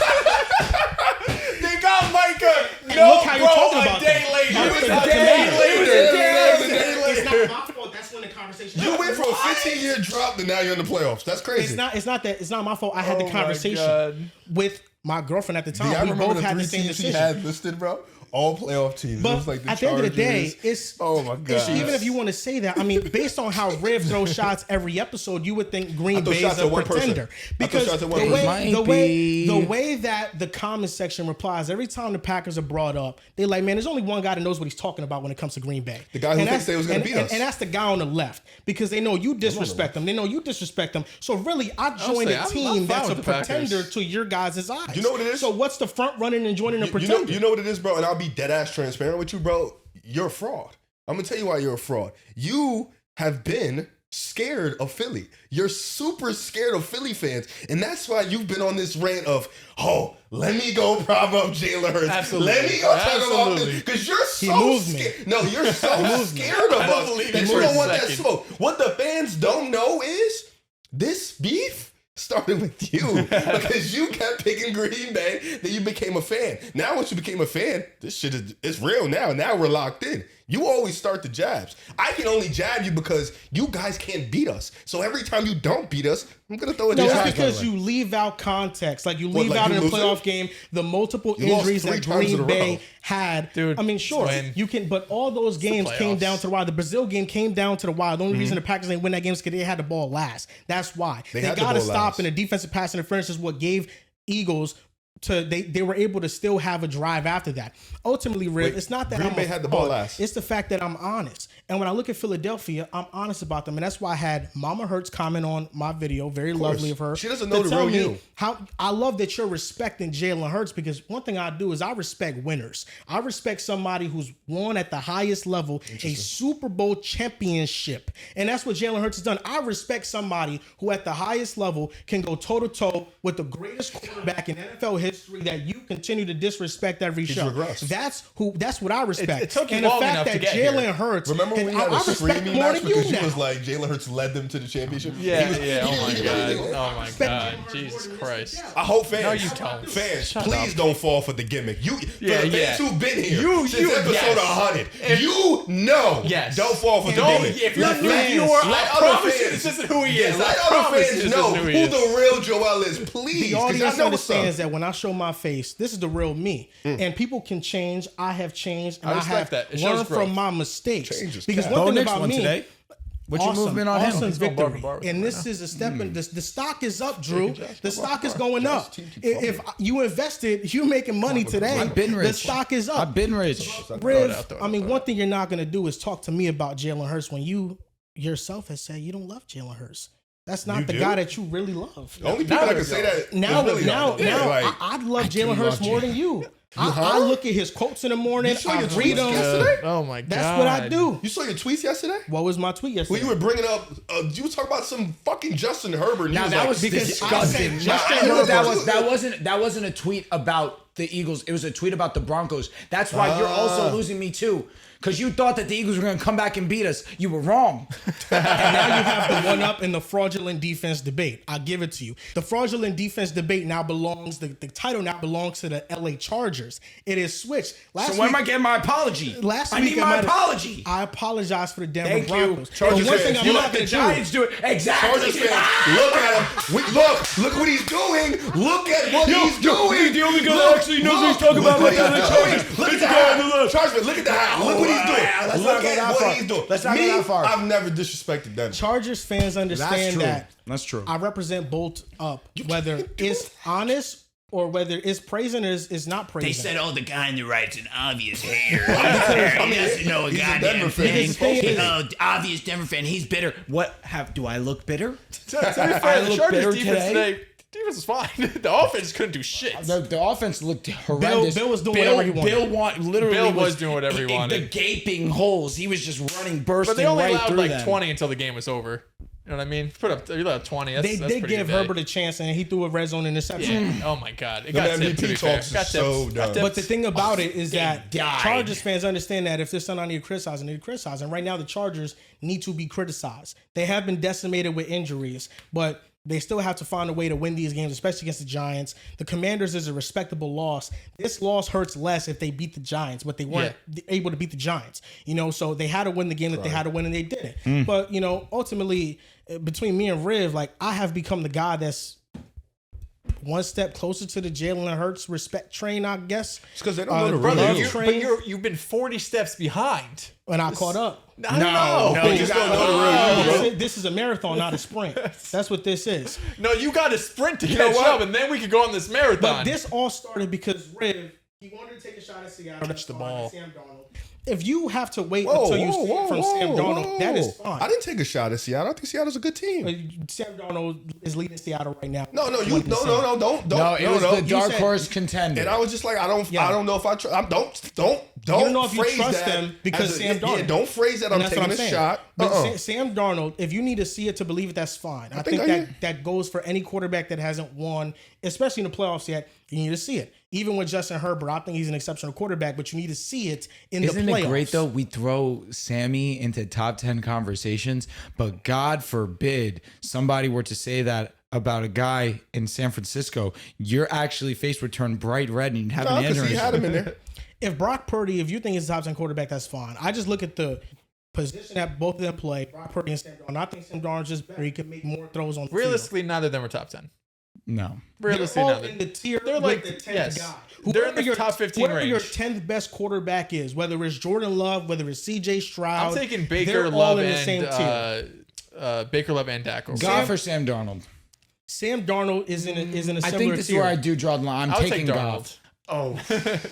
Talk about big game who you don't trust. But I watched one of those quarterbacks come out on the other side. Yeah. And that's saying something. I Goff know, is but proven. also the What? situation Goff is what? He's proven. in the regular Oh, Goff. season. I'm sorry. I thought you said Darnold. I almost had an Goff is Goff regular is season proven. definitely proven. He's has multiple years of high level Yes. production. Agreed. What? Agreed. My bad. I thought he was talking about Darnold. No. Apologize. Because he's not. Darnold has proven that everybody was wrong about him. Okay. That's what he's proven. Okay. He's proven that he was worthy of the third overall pick. He's Oh proven my that every God. Jets fan Okay. it was okay to feel excited about this guy because he's special. Okay, I'm fine He's a with special that. talent. He was. And now he was He special is. from Minnesota. And now, so far, with Seattle, he's didn't playing win some a playoff Let's really hope he with doesn't have a Minnesota. similar ending He to. didn't win a playoff game with Minnesota. They fucking Geno botched Smith. Yeah, it. the Awesome defensive regular line had a And 50% he was pressure rate. dog shit. Yeah, he wasn't. He But was garbage. He was literally garbage. Yo, he was There's no doubt. garbage. There's no Like, doubt. No, he Was was. there No, anything bro, for him to that do in ass. that game? Like, yo, he was terrible. There's bro. no doubt. Yo, bro, like I've seen bad.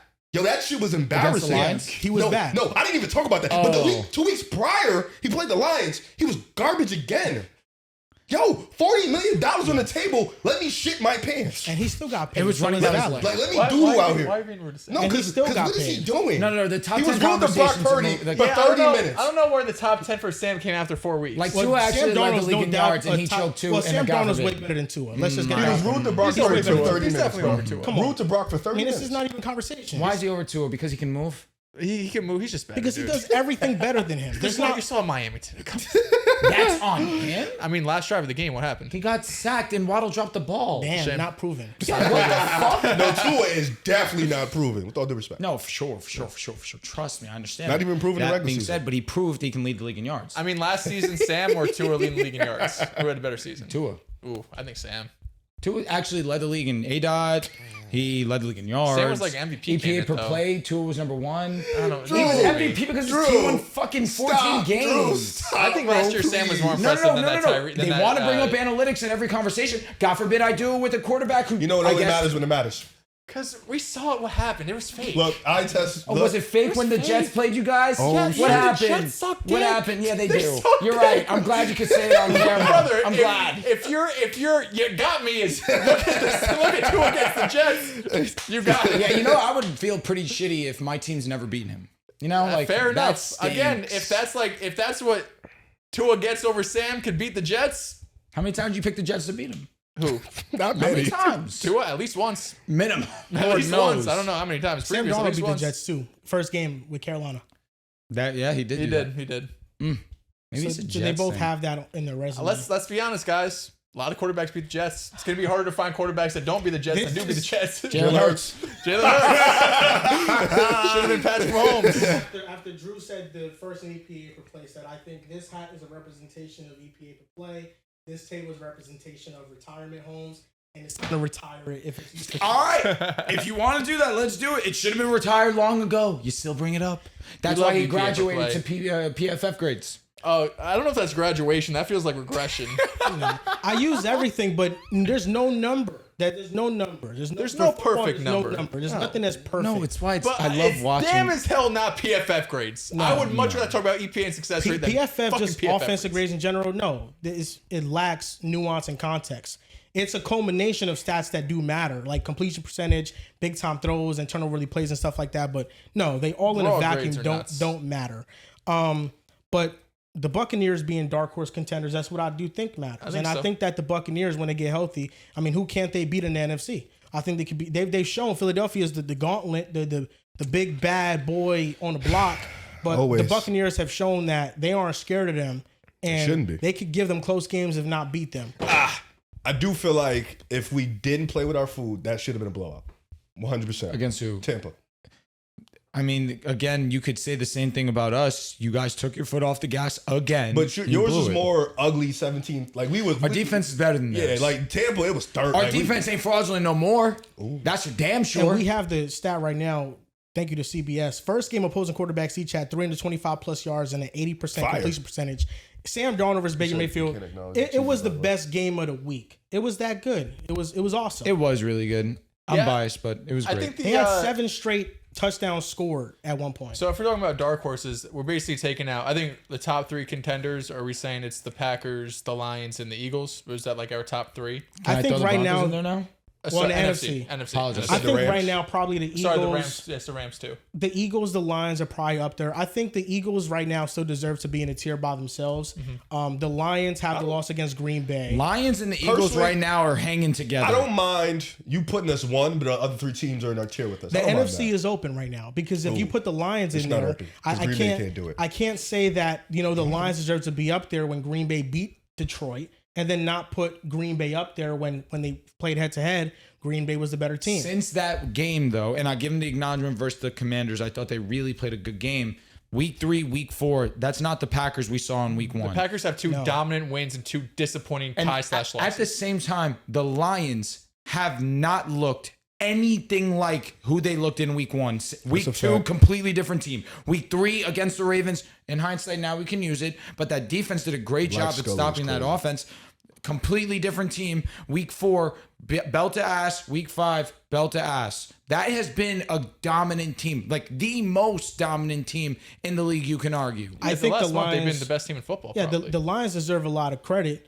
But at the same time, I feel like with Green Bay, it's become juxtaposition in how we talk about them, because last year they beat all these teams that were 500 outside of the top teams in the NFC, and it was, we're bringing them down a peg because they didn't beat any of those teams. This year they're beating the top teams, but they're not living up to expectations against the bottom dwellers, and it's like, oh, we have to knock them for that. So what matters? Is it beating the top teams? Because if it does, then Green Bay's in the conversation. It's about being consistent. You have to do both. To be a great team, to be in Philly's tier, you have to do both. To be the Lions, you have to do both. I think for me personally, because I don't want to speak for anybody else, for me, I think what Detroit and Philly have shown you, at least, there's a floor for them in the regular season.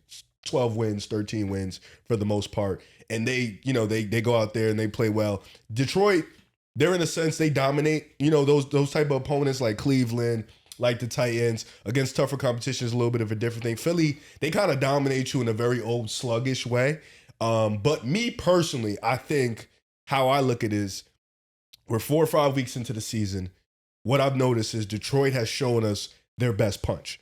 And it's elite. It's great. Top offense. They haven't missed a beat. The last 2 years. Facts. They've showed us they're back on track. So Philly, Green Bay's best punch is not weak. No, that's what I'm saying. What I'm saying is, what I'm trying to get into is, I don't think Green Bay has showed us their best punch. Because I think their best punch would be what they showed you in week 1 and week 2, then a consistent dominant performance against Cleveland. Albeit, Cleveland's a rugged team, but sometimes when you're a team, you just got to blow certain teams out. And I think for those type of teams, you got to do that. For Philly is another team where they haven't shown you their full punch yet. I think the Rams, they're a weird team because I think defensively they still haven't figured it out in that secondary department, and offensively is there. But for me, I think it's okay to put those 4 teams in that tier 1. Wherever you have them ranked, I don't care. I think tier 2 is where you can add Tampa and Seattle and all of them. I like that you mentioned the Rams because for me, I kind of have a problem with this. Okay. I have a problem with the fact that the Rams feel untouchable in this conversation. And no matter if they lose, if they look a little bit vulnerable in wins, it doesn't affect them at all. They just lost at home to a bank. The 49ers flooded their arena. So it was really a home game for the 49ers. No way. But they did. There was 49ers fans. It was red everywhere. The Rams lost to a banged up 49ers team at home. Their defense looked as vulnerable as it can look. And they are still in the conversation. What big win have the Rams had this year? The Super Bowl. 4 years ago, actually. And the 2 years after that, well, not the year right after, but the 2 years following the disaster where everyone got hurt, where they started off shaky, they became the hottest team in football. And they lost in a wild card. To the team that would go to the NFC Championship. That's good. The year after that, they start again shaky. They close off as one of the hottest teams in football. They give the Super Bowl champions the best game they had in the playoffs.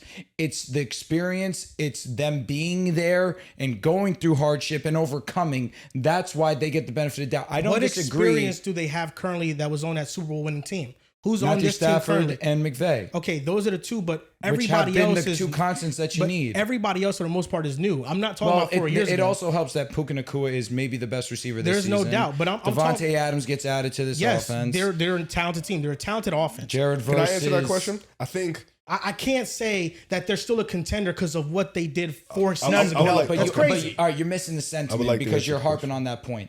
I follow with a great point of saying they have been a team that has shown consistently when they do have their quarterback, when they do still have their backs pushed against the wall, they're still able down the stretch to win meaningful games. Not the defense. The defense. This version is different. I agree with the defense, though. Yeah, this It's version not of the about Rams is Stafford. different. It's about their defense. Yeah. But I would like to say that with the Rams, I get why you say that because we're talking about Green Bay. I feel like everybody had a different goal and a different expectation coming in to prove why they're a contender. Green Bay was win those top games. They lost to Minnesota, Detroit, and Philly all last year. So for Green Bay, it was win those big games. For Philly, it was just kind of do the same thing you did last year or just show that you're still that dominant team. I'm missing who's that other third team we were talking about? Detroit. It was Detroit. Don't miss a beat. And after game 1, they didn't miss a beat. I think for the Rams, it's tricky because we had them coming in. We had them as a top team in the NFC for sure. I don't think they've lost that spot necessarily as one of the top teams in the NFC, but I get you're saying like they don't have a signature win. Outside of the Colts, the Eagles would have been that one, but what they didn't I'm win. saying is that had the Lions and the Packers lost at home to a banged up 49ers team that had injured players littered on their roster, and they lost that game. We're all saying, they're on fraud watch a little Are you bit. dropping the Rams? I'm not dropping them, but I'm saying it feels like they get way more of the Rams, benefit of the doubt. They When have the their most team- trust out of all these Yes, teams. but when their team, I don't think Because they've is been as pushed and they've responded, their team unlike is these other not teams that we don't know yet. as complete as Green Bay's or Detroit. But their quarterback, you can trust at any moment. Correct. In the can playoffs. trust That's they have why. a level of trust that you have in the They got Rams that you don't McVay, have they in the other got guys. Stafford, they got Puka, But they got Tay. I think two things are true. I think the Rams you can and maybe should trust more than all these other top teams not named Philadelphia. But I think you could look at them and say they probably have the biggest vulnerability. Right now, this defense has really not showed up. And you're a player or two away from losing that Colts game. If A.D. Mitchell doesn't drop the ball in the end zone and doesn't have the holding penalty, you could have lost that game. The Eagles as well. I mean, to be fair, it does go both ways. But Facts. the Rams haven't been this dominating force. They're in the contender tier because they're the Rams still, right? Like this offense looks like one of the best in football. Exactly. Like you said, Puka's still great.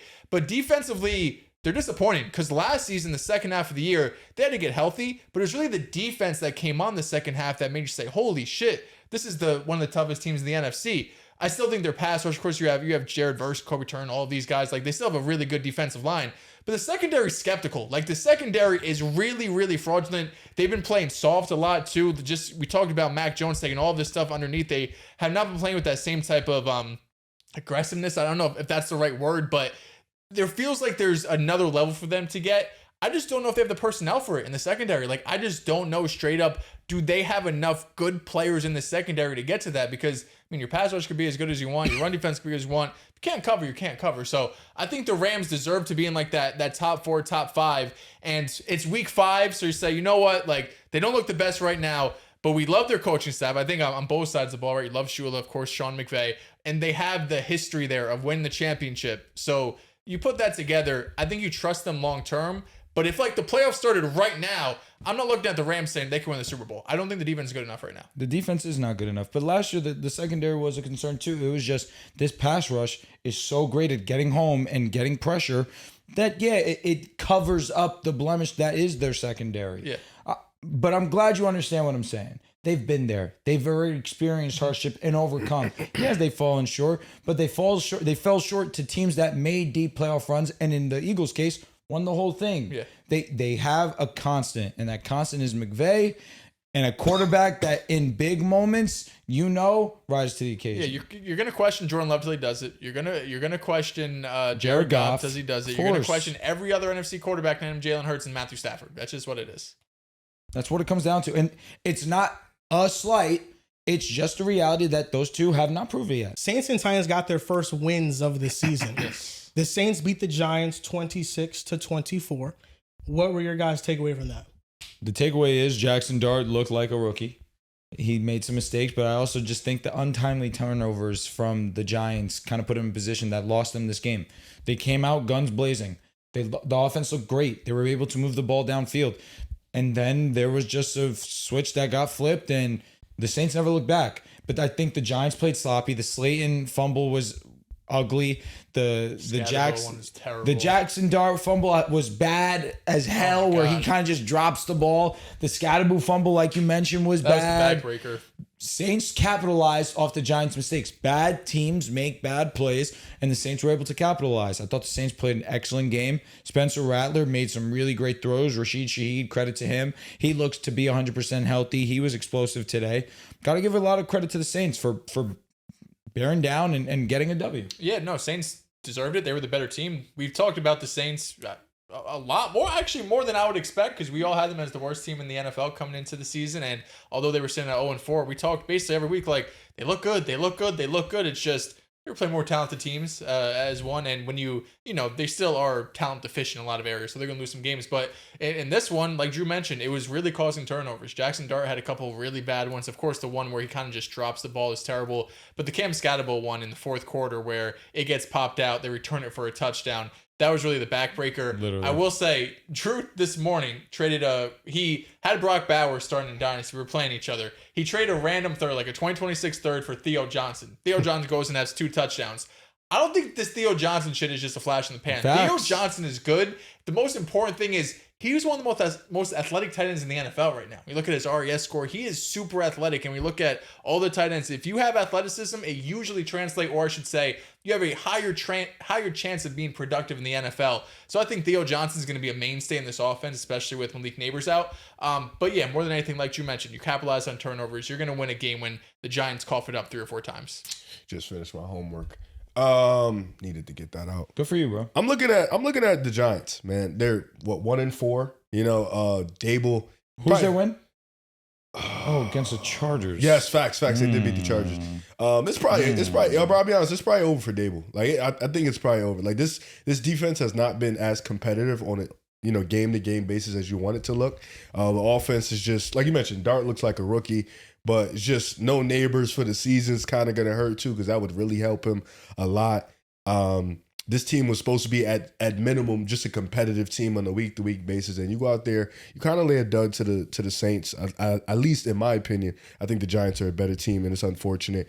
I think we're probably looking at a new coaching staff for the Giants next year, a whole new vibe, because I think just right now it's not looking to get any better. But Saints, the schedule upcoming is brutal. Yeah, this was the game worse. the Giants they beat the Chargers, so I guess losing this game is okay because we probably figured you were supposed to the get this Chargers, one. Now you could have beat two. the Saints. But yeah, that's tough.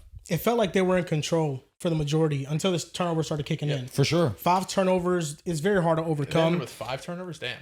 Kool-Aid McKinstry had 2 interceptions alone. You talk about the fumble that got returned for a touchdown. I hope that they don't let go of Dable, because I think it's just malpractice having a coach draft a quarterback and then firing that Would coach. you fire Shane? Joe Shane? Joe Shane. Yeah, Joe Shane. I think I'd give them another year. Oh, God. I think there's talent on this team. I think the one thing that I'm looking at that needs to go is Shane Bowen, because Spencer Rattler mentioned it before they went up against the Giants, that the Giants don't do anything special in the back end to disguise their defense. What you see is what you get. And with the talent that they have on the front 4, if you mix up some funky coverages, this could be a defense that is one of the better ones in the league. But I think right now, all the numbers point to it being a bottom barrel defense. I just don't think that should be the case when you have this good of a front 4. But the Giants, it was like a heat check game for them. They beat the Chargers. They played the Saints. They might think that they had their number. But the Saints, outside of the Seattle game, they have played competitive football against the 49ers, The against Bills, the Arizona Cardinals, against the Buffalo Bills. And Spencer Rattler, 6 touchdowns, 1 interception on his season. He has been the least of their problems. Like, you look at the Saints and what they got going on right now, we all probably projected them to maybe it's a shoo-in that they draft a quarterback in this upcoming draft, but I don't think so. The way that Spencer Rattler's playing, you could build around Spencer Rattler. You can use those draft resources. Also, none of the somewhere. quarterbacks For at least 1 year. Yeah, none of the quarterbacks are that good this year. Exactly. Yeah. You can improve the defense. I don't think you need to spend a valuable asset with the way that Spencer Rattler is playing. And it's not like he doesn't have the talent. He fell to the 5th round, but This was by a projected all first-round accounts, pick yes, before, he yeah. was a projected top 3 pick coming out of college. And then South Carolina, not the best situation, bad offensive line, picked that. not the best receivers. I mean, sure, he picked that, but it doesn't take away from the fact that the situation was what the situation was. And I think with the Saints, he's been really good. And I think he has a great, powerful arm to where he can be a starter in this league. Like, I think Spencer Rattler's a starting caliber quarterback. They will definitely be drafting a quarterback next year. In 27. Not in the first round. In 27. Yeah. 27. I mean, for they sure. never have. Well, it depends. If Rattler, plays bad and stuff, no. But Nah, I really think, I still believe in Lagway and Arch, man. Arch is a For another TV year. day. Yeah. Just for another year. I'm Lagway, not yo, gonna argue like I haven't been Lagway locked. showed Like I some haven't been things. locked into Yo, college. Lagway showed some things against but Texas. he's had the game against LSU. Good God. Dude, you guys I don't know. you have no talent on I the know roster. they're mid, but so garbage. dude, the LSU, because I didn't watch a ton of the Texas game, but I watched every snap of the LSU game. Holy shit! No, LSU was. I did too. It was rough. It was very. I like very you rough. being a Florida fan though. Josh Elson. It's an awesome team. Like Yeah. they're a legendary squad. They've Yeah. been miserable for almost a decade. I just think Lagway's young. I don't love his coaching situation. And then with Arch Manning, this is not the same situation Quinn Ewers was in last year. You lost Isaiah Bond. You lost that brother Matthew just Golden. You ass lost cheeks. Kevin Banks Jr., left tackle. The Texas offensive line is not good. And their receivers, there's really no difference maker at receiver. Arch Manning is not playing with much talent, and I don't want that to take away from, he makes some bad throws here or there, but I look at Arch Manning, and he hasn't played well, but I also don't think this is the most ideal situation. They have not looked like what they were projected to be. Yeah, college is so different though because it's just like if you're Texas, beat everybody. You know what I mean? Like for fair or not, that's just how. I'll be how honest. It is. What you're saying is fair, but Arch really is doing it to himself. Like he's just been so erratic with his accuracy, the ball placement, him just making bad decisions, and even against because when you're of that caliber school, you should be dominating those other teams. And that caliber prospect. Yeah, even when you play those weaker teams, he still looks a little bit flustered, So it's like definitely needs another year. For sure. But another year, we can see him like, yo, shit, I'm Arch Manning. Boom, boom, boom. That's the thing. Pick. Yeah, next year, if Arch goes out there and he plays like we're expecting him to, he's number 1 overall pick. He needs to just Carson needs 1 year. Beckett. He just needs 1 year. Jet. Huh? Oh, Jet, you said? Jet. The Titans beat the Maybe. Cardinals You won't win 22-21. This felt like an easy breezy Cardinals win until the second half. I mean, the Cardinals went scoreless in the second half. They had 3 fumbles, one by their backup running back who DeMarcado, yeah. This time it wasn't K1 fault. Yeah, I mean, it probably wasn't. he pulls the A.D. Mitchell what he did last weekend. For some reason, they can't hold on to the ball, but that was a big swing in the game. But I'm happy for Cam Ward getting his first victory. I think Cam Ward has looked solid through these first couple of weeks. I just think the offense situation has just been awful to him. I don't think the play calling is good. I don't think the receivers have done him any help because they've been dropping a lot of passes. But this felt like finally the confidence booster that the Titans team needed to maybe get on track a little bit and start playing better football. I'm trying my hardest to separate what the numbers tell me about Cam Ward and what the eye test tells me about Cam Ward because numbers-wise, he is having legitimately one of the worst rookie seasons we have ever seen. Like just pure numbers perspective, the completion percentage, the yards, it is awful. But when you do use context and you use your eyes, you say, okay, the system's terrible. You don't really have any weapons you trust. You don't. Tony Pollard is a fine running back, but nothing special. You have a coaching situation that we probably all fucking hate. Think that guy's definitely going to get fired at the end of the year. So you definitely have to take context into account. We're talking about Cam Ward. Again, the win was huge. I don't know if any team has suffered a worse loss than what the Cardinals just suffered. Between the DeMarcado dropped, would have been touchdown, goes to the back of the end zone touchback, and the goddamn interception fumble recovered by Tyler Lockett, whoever was in the end zone, that should have been the Cardinals' possession. Instead, it turns into a Titans touchdown. I've seen a lot of bad losses as a Jets fan, probably more than basically every other fan base. That Cardinals loss is up there with any bad loss I've ever seen, because you're right.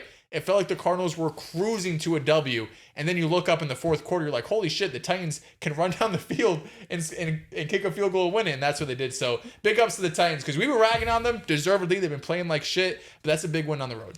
Let me say this. The only thing that comes to mind when I see a play like what happened today with the Cardinals, the first thing that pops in my mind is the Colts and Broncos game because of GT. Yeah. But this is way worse because this is a Cardinals team that is going up against, in all of our opinion, we think we would say the worst team in the league, and you blew a game that you had no business losing whatsoever. The DeMarcado touchdown hurts really bad because this is a backup who obviously knows he just made an amazing play. Like, this was a legitimate great run, broke it right through the middle to the crib, and you lose yourself in that for half a second, and that's all it takes to cost your team points, and then momentum completely goes to the other side, and then it just didn't seem right in the cars after that interception fumble that ended up being a touchdown. Like, stuff like that sometimes is just out of your hands, and there's nothing you could do to stop what fate has for you. I'm done with AZ. We said it when they were 2-0. Bro. This team's bad. It's really not been good. It shouldn't have been. It wasn't showing me bad enough to botch it against the Tennessee Titans. Yeah. But this is like an all-time botch. Yeah, I'm done. I'm done. They've lost a supporter in me. They lost a fan in me. K1, get out of there. Free you. In terms of the Cam Ward stuff, I'm sick. In terms of the Cam Ward stuff, I don't know if I see it. I don't know. You mentioned something that was really important, trying to distinguish, like trying to separate the numbers from the what you watch. Yeah. And I think he reminds me of AR, if I'm being completely honest, in the sense Accuracy. of where the splash plays are there, the pop is there, but on a down-to-down consistent basis, I don't know if I see He did it. have 193 yards. I don't think they're in the even fourth. remotely the same. I think, Cam Ward is completing much more of his passes, and No, I just mean more. Not hard. I just mean more in the sense of where it's No, just like that's an AR indictment, not a with Cam Ward AR, you indictment. saw the flashes. Hopefully it could pop. Cam Ward's the same thing. Not like play like one-on-one situation, but with Cam Ward, you see the big plays that you see. Oh, he's scrambling in the backfield. He avoids a sack. But then you see sometimes where, no, he is a little inaccurate. He does make some bonehead decisions. He is still a rookie. So, Tennessee, it's definitely a benefit of not a benefit. It's definitely a thing of where Tennessee's situation isn't the greatest. But, we'll see. We'll see how it goes. They just haven't utilized a quick game or RPO game at all. That's what he thrived in Miami and in college. It was an RPO, quick game quarterback. He could fit it in tight windows, and that's just not something that they've done. And Calvin Ridley's been like a shell of himself the entire year. Had a solid until game this today. game. Yeah, this was his first good game of the season. I just think that the situation with Tennessee is just so bad. And it is. Cam Ward had a game-winning drive. He played. I thought he played well in this game. To statistically be this bad, The Brian Callahan. he's not good. It's disappointing. I thought he'd be significantly better than what he's proven to be these last couple of years. There is not a strength on the Titans team offensively. Not the offensive line, not the running game, not the tight end position, not the wide receiver position, not the play calling or coaching. There's nothing. Everything is a weakness. I agree. Low key, you have to say QB. You drafted a bunch of offensive linemen. They really haven't been that great. The pressure that gets to Cam Ward is insurmountable at times. The weapons that you have around Cam Ward are not great at all. You mentioned Calvin Ridley finally having his great game. We've been waiting on that. The defense is disappointing every single week.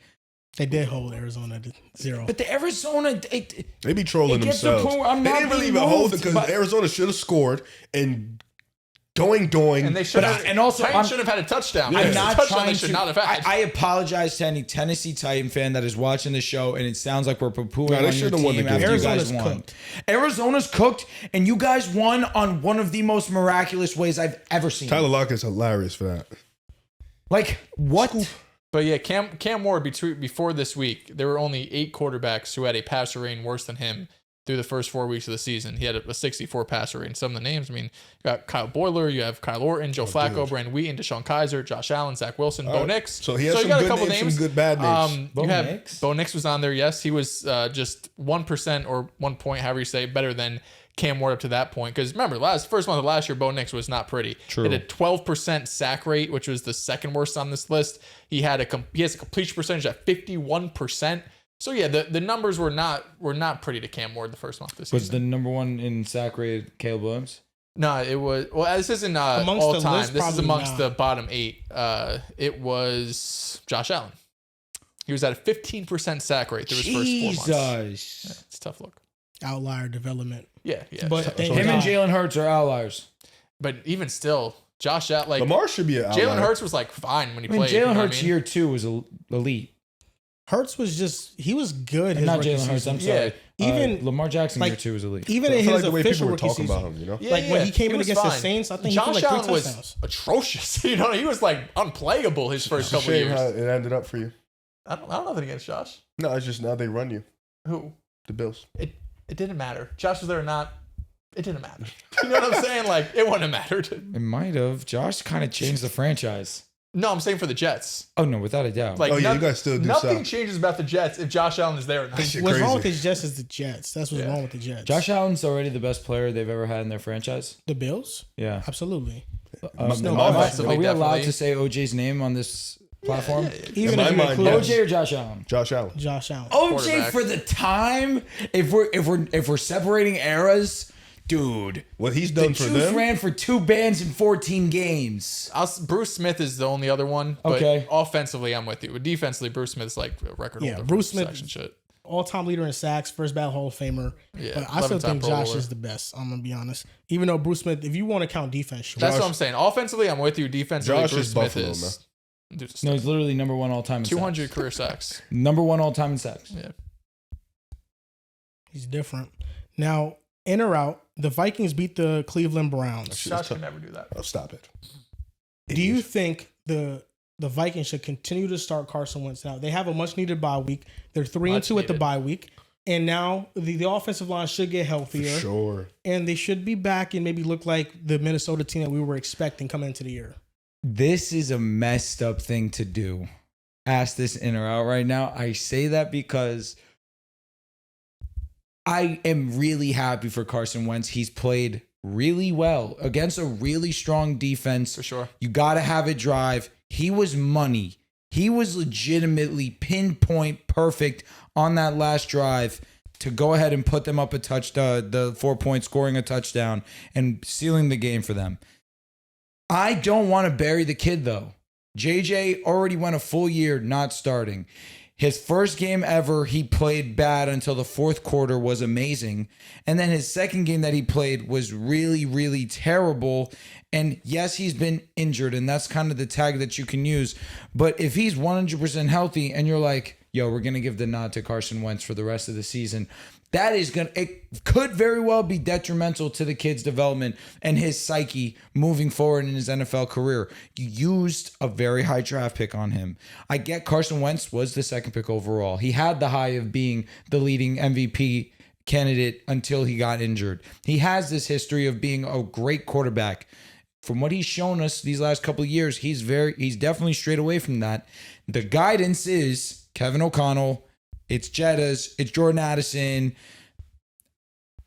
I'm going to say I'm out, but I don't feel good about it. I'm out. I think you should feel good about it because if you're realistically starting Carson Wentz going forward, what does that say about JJ? You're saying it's done. It's over. I agree. It is over. If you are starting Carson Wentz over JJ McCarthy, because I'm with you. Carson Wentz was especially against competition, right? Going up against Cleveland has been a great defense. He played really well. Fourth quarter drive, have to have it, score a touchdown, win the game. This isn't taking anything away from Carson Wentz. It's just recognizing, number one, if you sit him for Carson Wentz, it's basically over. And number two, who are you fooling? Like, Carson Wentz is going to lead you to a Super Bowl. Carson Wentz is going to lead you to an NFC Championship game. The only way you get to where you get to is if JJ McCarthy comes back and starts playing like you were anticipating him to play. That's the only way. If not, you have to wait till the offseason and find a new quarterback because Carson Wentz is not going to lead you to do something special. So I would rather see what I got with JJ McCarthy. If he sucks and he's dog shit for 4 weeks, let's have a different conversation, but I'm not ready to give up on him yet. Start JJ, short leash him. Think you got to start him for sure. Jordan Addison is back now, so that should help you out in that department. But Jordan Addison, Jettas, TJ Hawkinson looked cool too. Start JJ. We got a 2-game sample size of JJ McCarthy, and he was good for a quarter. I think Carson Wentz is playing good football. I don't think he's playing exceptional or great. I think he's playing fine. I think that he's had to manage a non-ideal situation with the offensive line injuries. They haven't been able to run the football, but you still have excellent playmakers on the outside. Carson Wentz, the one weakness with him is the amount of sacks that he takes. He has taken 12 sacks in 3 games. JJ McCarthy took a ton of sacks against the Atlanta Falcons. From what I saw in that game, people will point to different things that's holding JJ back. He only sees one side of the field. I think those are all valid. That was part of his prospect profile at Michigan. But JJ McCarthy really wasn't given a chance against Atlanta. The offensive line was so putrid that they were winning very fast. And whenever JJ was at the top of his drop, there was nowhere to go with the football. I think Carson Wentz is playing fine, but he's not playing to the level of, let's say, somebody like Sam Darnold was playing last year, to where this is a conversation. I think JJ McCarthy continues to play, and I think he should have a very long leash on the year unless he gets hurt. And I think that's really what's been holding his career back this far. Because last year, getting hurt in the preseason, missing an entire year, there wasn't even an opportunity for maybe if Darnold wasn't playing well that JJ was going to take his job because, you know, he was hurt. And then this year, getting hurt against Atlanta and now Carson Wentz coming in and even opening the door that this becomes a controversy, I think is a bit alarming. Now, is Carson Wentz better than JJ McCarthy right now? That's a big possibility. It is. Because JJ really hasn't shown us much of anything. But Minnesota has to approach the situation based on what's best for them long term and not just about this season. And they have to wipe away the pressure of last year we were a 14-win team. So this year we have similar expectations. This year, while you say to the media that your expectation is to go deep in the playoffs and maybe win it all, it's really about seeing what is JJ McCarthy. That's what this year for Minnesota at least should be about. And I think that Carson Wentz playing well is funny, but if JJ doesn't end up pinning out, I think the big thing we're looking at is them letting Sam Darnold walk. I agree where you're coming from. It's a tough situation for them moving forward because you won 14 games last year. You were arguably the best team in football last year until obviously you weren't. You were the surprise of the talk of the season without a doubt. This year, you make moves around the edges. You're supposed to be better. It's just now we have a rookie quarterback. The offensive line's been injured too. Yeah, that's big. The offensive line's super banged Facts. up. But I think the silver lining or the reason why I have hope is that there's no one in Minnesota with that should fear for their job. Like KOC's job is on the line. Brian Flores, GM. The only person whose job is on the line, Oh, shit. the only person whose job is on the line is JJ McCarthy. That's the only person, right? Yep. Kevin O'Connell's not going anywhere. Brian Flores, none of these dudes are going nowhere. They're the best in the business at what they do. So, yes, you have the leeway of if you miss the playoffs, it doesn't matter. If you don't win another game, it doesn't matter. You are staying, you have a job, and you are fine. So, figure what you got with JJ. What would you grade Dylan Gabriel's performance? All things considered, first start, B-. I give him a C. He did a job. I was going to say B. I think going up against Brian Flores, they showed the numbers earlier, but rookie quarterbacks against Brian Flores, I think they were like 1-9. The numbers are disgusting. And Dylan Gabriel, he did do a job, but he definitely elevates his offense more than Joe Flacco. Like, Yeah, but he didn't make any big plays. Like for the most part, like a lot of his like outside of the underneath stuff, he overthrew his receivers a ton That's when he was fact. making He big had some plays. inaccuracies. And the run game definitely opened it up for him a lot. Yeah, the run Chuck game is was slowly. really good. I think like that's why I said C. Like he passed. He was solid. He was good for them. But at the same time, like he's better than Joe Flacco for sure. But there's still an insane ceiling that he's not going to get to. Well, the ceiling's sure, but the floor of this game is also like benched him. Like there's a world where he goes against Brian Flores and has 4 turnovers and gets sacked 5 times, and he didn't do anything. But I don't like think that. they put him in a position where he like they No, ran Stefanski definitely- they ran the ball. Yeah, He did make some good throws, like the one in the Njoku in the end zone. Yeah, yeah. He has some nice ones, but that's what Dylan Gabriel is going to be. He's going to make a career out of short passes because his arm is very limited. He's like, small. He cannot push the ball down the field at all, and that's what the Browns' offense is going to have to overcome with him playing. But I think he can run an offense.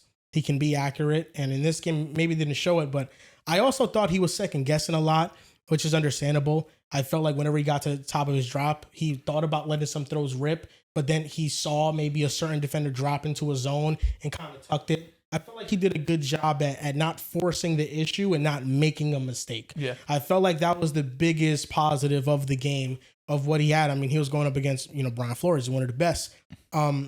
Next thing that happened, two quick things. Number one, are the Ravens now at 1-4 missing the playoffs? No, I'm out. They're making the playoffs. Okay. This is their remaining schedule. Rams, Loss. Bears, Win. at Dolphins, Win. at Vikings. Win. And when you look at the Ravens schedule after this, is not many games that you will like pick the other team because then they at the Browns, Win. versus the Jets, Win. versus the Bengals, Win. versus the Steelers, Win. at the Bengals, Win. Steelers game would be difficult. versus the Patriots, Win. at the Packers, Win. No, that's a loss. That's a loss. at the Steelers. Win. That's 10 more wins. I see 11 on the schedule.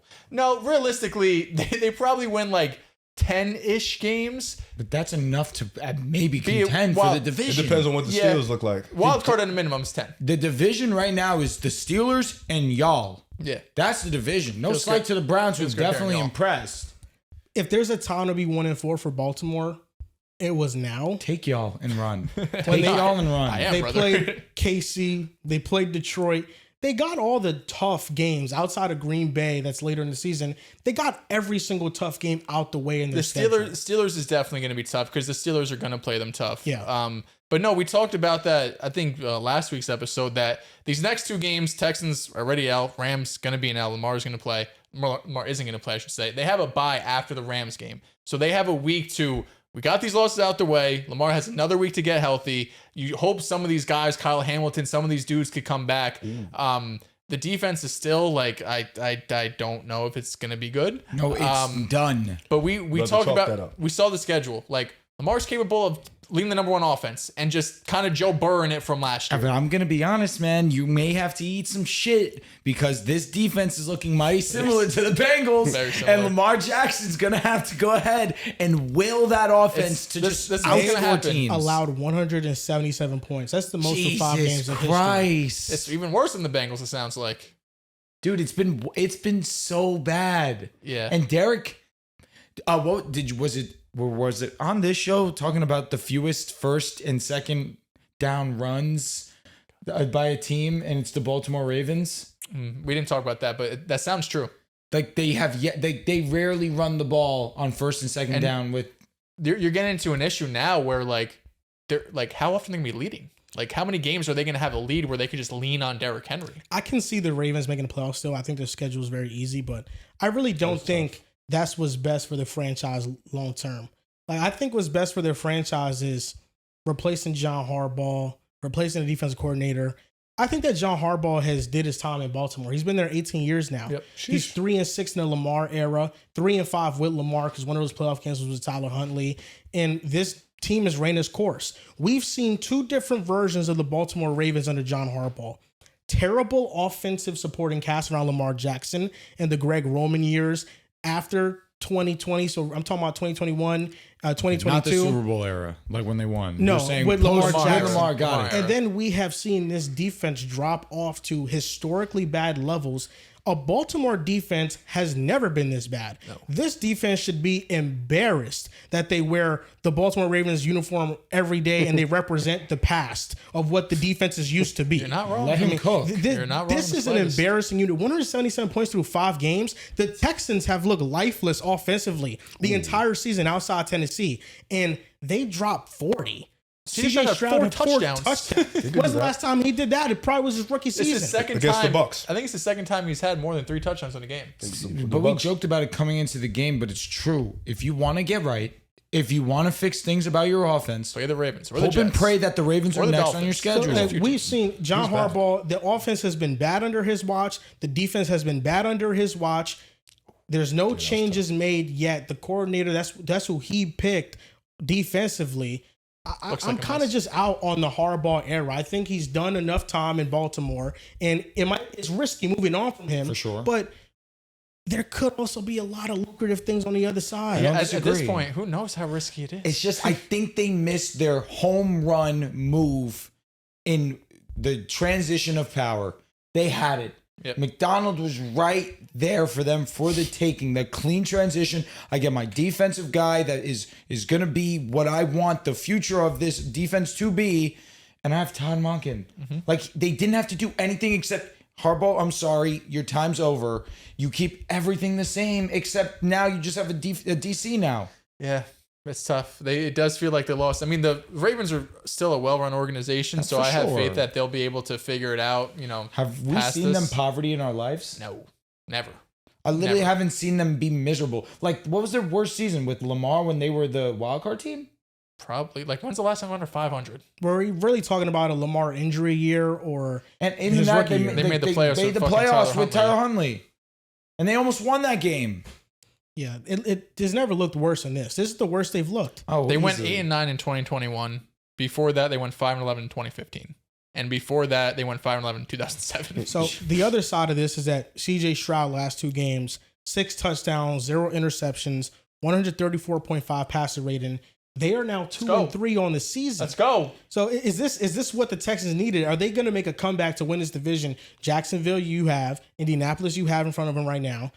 I mean, can they win the division still? I said what I needed to say. What'd you say? I forgot. Now, let me tell you, I'm being so moved by your nonchalantness on the topic. I said what I needed to say. We dropped it was either Drew or Joel. They posted Colts versus Jags. Jumped in the comments and I said what I said. You cooked. Texans. I'm not sold. I think But you're sold on the fucking Ravens. Oh my. Ridiculous. Oh my. I'm here. Oh the my. Ravens with Lamar One game? Jackson. Oh win? my God. When Lamar plays, they still lose? You guys, Oh you my. have 1 and 2 2? fucking wins. One's against Cooper Rush, one's against Cam Ward. And which your win What against? are you doing? Which your win against? Oh my Doesn't God. matter. Joe Flacco, your Browns. Denzel Ward. How Whoa, about that? whoa. I haven't been a Browns guy in some years. He's cooking you. He's not because they have one win. But no, I think They're about to be 1 and 6. Take a soon. look at their schedule. Yo, if What- you that's- combine exactly. the amount of wins that the Jets have and the Ravens have, it's less than the Texans. 1 win. But guess what? We'll do. Not next week. Not the week not- after because it's a but bye. like 3 then weeks the week later. after. Okay. Don't worry. You could have, buddy. You could have You wanna have a September and little side October. bet? I'll have November. Do you want to have a December. little slide? What's the side bet? Texans wins versus Ravens win? Sure. I'll take the Ravens. Duh. This is a bad bet. I'll take the Ravens. This is a bad bet. Because man. the last 2 weeks they played the Titans and the Ravens, 2 of the maybe 5 worst defenses in No football. Lamar Jackson. No Lamar Jackson. Yeah, obviously plays a big part. The next, they have a bye week. Then they play the Seahawks, the 49ers, the Broncos, the Jaguars, the Titans, the Bills, the Colts, the Chiefs, the Cardinals, the Raiders, the Chargers, the Colts.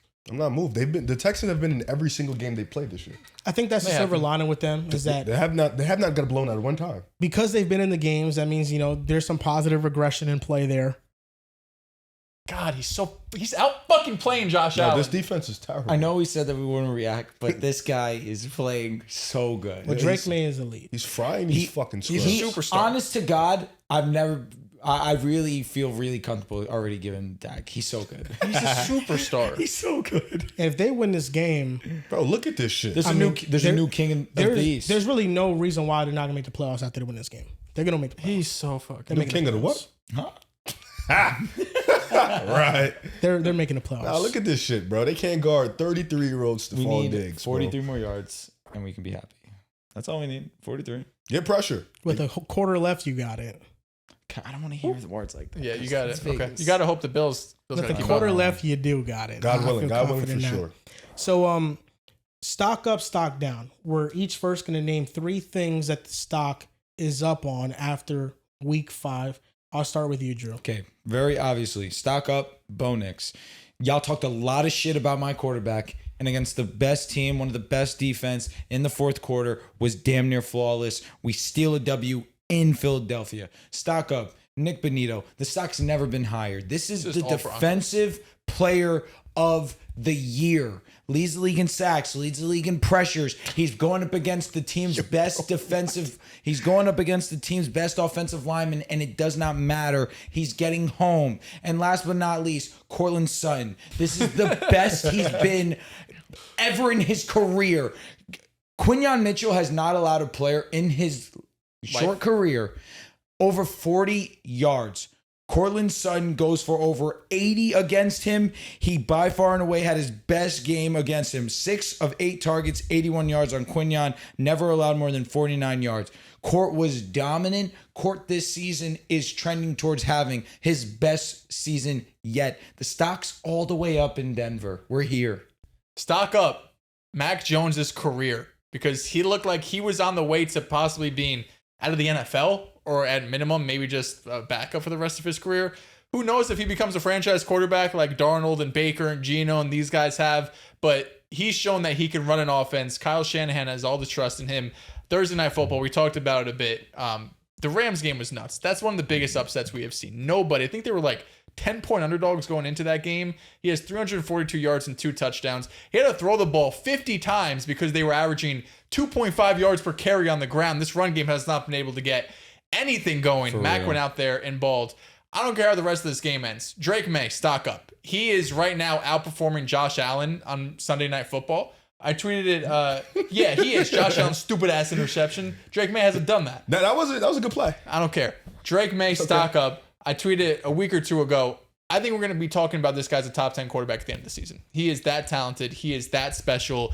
He's big. He's strong. He's accurate this year, which was probably his biggest knock last year. He is super accurate. He can throw back shoulder fades. He has great ball placement. He doesn't feel not under pressure, but like sped up. Like it feels like everything slowed down a bit for him. He's been awesome in this game. Last one, a shout out, Bill. He had been getting a ton of love in the preseason, And then the first couple weeks, it was a little wishy-washy. You had Chris Rodriguez and Eckler before his injury and Jeremy McNichols. But in this game against the Chargers, he went out there and had a true breakout game, over 100 yards, had a touchdown, multiple touchdowns, if I'm not mistaken, right? 2 touchdowns. He was exceptional. My stock ups, I got a couple rookies. Egbuka is wide receiver 1, man. This dude, I get Mike Evans is out. He'll be back soon. Chris Godwin's still kind of ramping up. This dude is so explosive. Probably the most athletic receiver they got right there due to the youth and stuff like that. Big plays. Baker loves him. Touchdown machine. Some guys that sit next to me slap. On who? And all I can say is Egbuka. Wide receiver 1. Because I took Ted over him? My next clears tech.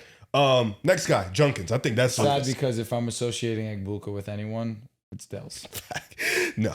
I think we all can agree. Junkins. If it says drop, it means I have him. Junkins, stock up for sure. Junkins is probably going to be running back 1 for the Cleveland Browns going for the next 5, 6, 7 years. He is that talented, explosive, strong rusher. Watched a lot of him at Ohio State. He was great for them last year. Him and Trevion kind of shared that backfield, but it was really more Junkins' backfield, and I think he's that for Cleveland. Texans, stock up. They're back. 2 W's. Back on track. Granted, because I was just about to say, Jesus Christ, against dog shit competition. But you was just hyping up Drake May. He's playing the fucking Buffalo Bills, Riv. They're one of the worst defenses in football. I don't give a fuck. He doesn't play Josh Allen. Okay, you know what? Stop. Be fair. Stop, Riv. Thank you, Drew. That's impressive. I agree. What did you say? He's on the road in Buffalo. Tua did this, and they lost because of their defense being incapable of getting a stop. Right? Don't get me wrong. That's the only thing you get from me. He's on the road. Don't get me wrong. The defense is showing up to cause multiple turnovers. Drake May's playing his ass off too. And CJ Stroud has been playing his ass off for 2 straight weeks. He's been playing his ass off. And listen, we haven't seen 2 good CJ Stroud games in some time. Okay, so my bad. I'm going to definitely take this. You bring the hater out of me. You do. Fine. You do. Stock downs. He has to give a stock. I'm sorry. Go ahead. Do your thing. I think the 2018 quarterback class, I think the duel with Baker Mayfield and Sam Darnold pretty much solidified it. They've been playing awesome to this point, but that game was just super spectacular. And there was a point in time where we looked at their draft class and we said, it's Josh Allen and this Lamar Jackson. And then Baker Mayfield revived his career with Tampa Bay. Sam Darnold continues to play excellent football with the Seattle Seahawks. And Baker Mayfield, 10 touchdowns, 1 interception on a 4-game winning drive. Sam Darnold, 9 touchdowns, 3 interceptions, completed 70% of his passes. I mean, they've been spectacular. They've been quarterbacks that you can build a franchise around. And the Denver Broncos, big win over the Philadelphia Eagles. There's really not another team that stock up is more up than the Denver Broncos right now. Beating Philadelphia is big ups. That deserves respect. Why do you say Bo Nix? Because I think as a whole, as a team, I'm appraising. Okay. You know, I think is his stock not equivalently up? Yeah, the Denver Broncos, their stock is entirely and up. What about Bo Nix? Yeah, that's Bo what I asked Nix's about. stock is up. There we go. From where he was a week ago, it was going up with the Bengals game, and then this game it was going up again. But their entire team, the pass rush, the offensive line, how Bo Nix played, the discipline they play with. You know, Sean Payne had a lot of expectations for this team coming in, and this was the type of one that they needed to kind of reassure themselves of the confidence that they had coming into the year. And my other one, I think Spencer Rattler's stock is up. Agreed. But I just can't help but mention the Drake May and Stephon Diggs connection. Hell yeah, man. Stephon Diggs back-to-back 100 yards. Exactly. Back-to-back 100-yard games. He's finally getting more snaps. He's learning the offense. And this is who we thought was going to be his number one option coming into the year. Stephon Diggs is supposed to be that guy for Drake May. He's supposed to be the veteran that is at least the one guy that has that presence in that locker room. And he's been that the last 2 games. And Drake May has found him. And I think just the quarterback class that we're looking at last season, like with Caleb, with Drake May, with Jaden, after his rookie year, talked himself and walked himself into the top 10 conversation. But this year, you say Drake May, I could say Caleb. I mean, both those guys are capable of being top 10 quarterbacks after this season. They're that special. I'll say also, guy on the screen too, Donkey Kincaid stock should definitely be up. So. He's walked in. He was damn near a penny stock in the offseason. He's been their number one guy on a consistent basis throughout this year. He's been their guy that Allen relies on, and I think that's huge. You know, they put a first round pick on him, and you know it took him some time to kind of get to that level, but this year he's been pretty great. Can I ask you guys another genuine question? Is there another player whose stock has risen the way Daniel Jones's stock has risen this year? An absolute ass kicking to the Las Vegas Raiders, 113 passer rating, 20 of 29. He has looked incredible this season. He is the epitome of stock up. Now let's get into the stock downs. We can stay in the same game, Drew, Riv. We got the same Stay guy? in the same game. Geno Smith. Do we all have Geno Smith? As we all should. The stock's in the gutter. Remember when somebody told us he's better than Hurts?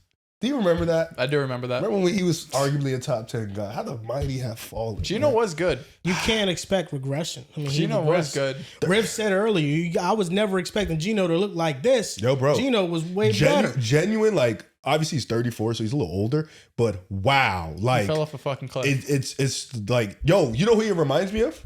Paul George. Yeah, he's fallen off a significant amount. I think the decision making last year was a bit poor in the red zone. It's still been poor this year, but his arm, his accuracy, he still feels like he can make the same throws he made last year. And I just don't think he has the same zip that he had on the ball. And I think John Schneider deserves a lot of credit for moving on from him. He moved on from Russ. He moved on from Geno. And we'll see if Geno continues to play like this. But it seems like he went 2 for 2 when noticing when a quarterback is about to significantly drop off. And no, he's been awful. I mean, the Raiders, in large part, were supposed to be at least competitive because of what he's going to bring them. I'm with you. Now stability. Now let's stay in division. Another stock down. The Super Bowl chances of the Los Angeles Chargers. Couldn't wait for it's that over. one. Congratulations, guys. I hope you enjoyed your first 3 weeks of being undefeated. Hope it was fun. It's over. Your defense is fraudulent, like I've stated. Your offensive line's in shambles, and that's a tragedy, truthfully. The injuries definitely have hurt that side of the ball. But your defense is fine. It's just not good. It's just not great whatsoever. And the last stock down I want to mention is Ahmad Gardner. Yikes. Oh, back to Let up Ahmad. one touchdown. Yikes. Back to Ahmad. He did let up one Yo, play. that PFF It was pick. one yo, fucking yo, play. Why'd you post about him? Why'd you post Because about he him? pissed me off. He got fried. He got, first of all, pushed off. Oh, but he's the king of holding. Can you stop? No, it was a bad day in Sauce Land. I got two. Two quick outside of the Geno Smith one. I think that's the easiest one in the world. Stock down, Arizona Cardinals. Just completely. Stock down. Oh, right, because it's that one. Stock down, Arizona Cardinals, and then Kevin Patula. Like, he needs to go. I mean, like, fired. Like, tomorrow. Like, legitimately, it's time. Figure out somebody else. As for Arizona, you know, you last year, you gave yourself some hope towards the end of the year. All right, we got youth on our side. We play really well towards the end. This year, you're just a team that's not disciplined. You're a team that doesn't look like it has real sound leadership. And I'm off them. You know, the Chargers is a good shout. I think their stock is down. I think that their undefeated start wasn't something that was a flash in the pan or anything. I just think that that's not the same team that we see week to week currently. The Rashawn Slater injury was tough to deal with. Coming in. For sure. Joe Alt getting hurt in the Giants game. Mekhi Becton getting hurt. Right now, they have 5 backup offensive linemen out there.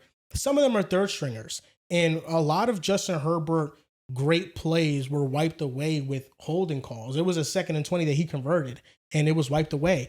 Another big play, the Ladd McConkey punt return touchdown. Roughing the kicker wiped away a touchdown. You know, they have really made mistakes, and they haven't played a complete brand of football. And I think you look at Jim Harbaugh, you look at the Chargers and who they beaten dating back to last year, who they beaten this season, and it feels a little bit underwhelming. Like, you're not beating the opponents that you're expected to beat. Herbert, the defense that he's gone up against, because this is not how many times he's been pressured, because sometimes multiple defenders can get pressure on a given play. But over the last 3 weeks, the defenses that the Chargers have gone up against have had a combined 81 pressures. God damn. 81. Every week, it's 40% pressure drop back percentage for Justin Herbert every single week. And it's the case is true right now. Like, they can only beat teams if that team doesn't have a good defensive line, because they're right now expecting Herbert to be Superman. He has to play like how he played against Denver every single week. And even then, like, his game-winning drive was so perfect that you really can't expect that every week from Herbert. Now Amari Hampton is in a boot. I mean, they're just decimated with injuries. This is not the same team that we saw a couple weeks ago. Yeah, I had the Chargers in here. I had the Chargers offensive line. This went from a team that I did think was Super Bowl, maybe dark horses, but too many injuries now for them to overcome. Arizona, obviously, stock down. We talked about them a bunch, but I mean, a team that we 2-0, we had our questions about them.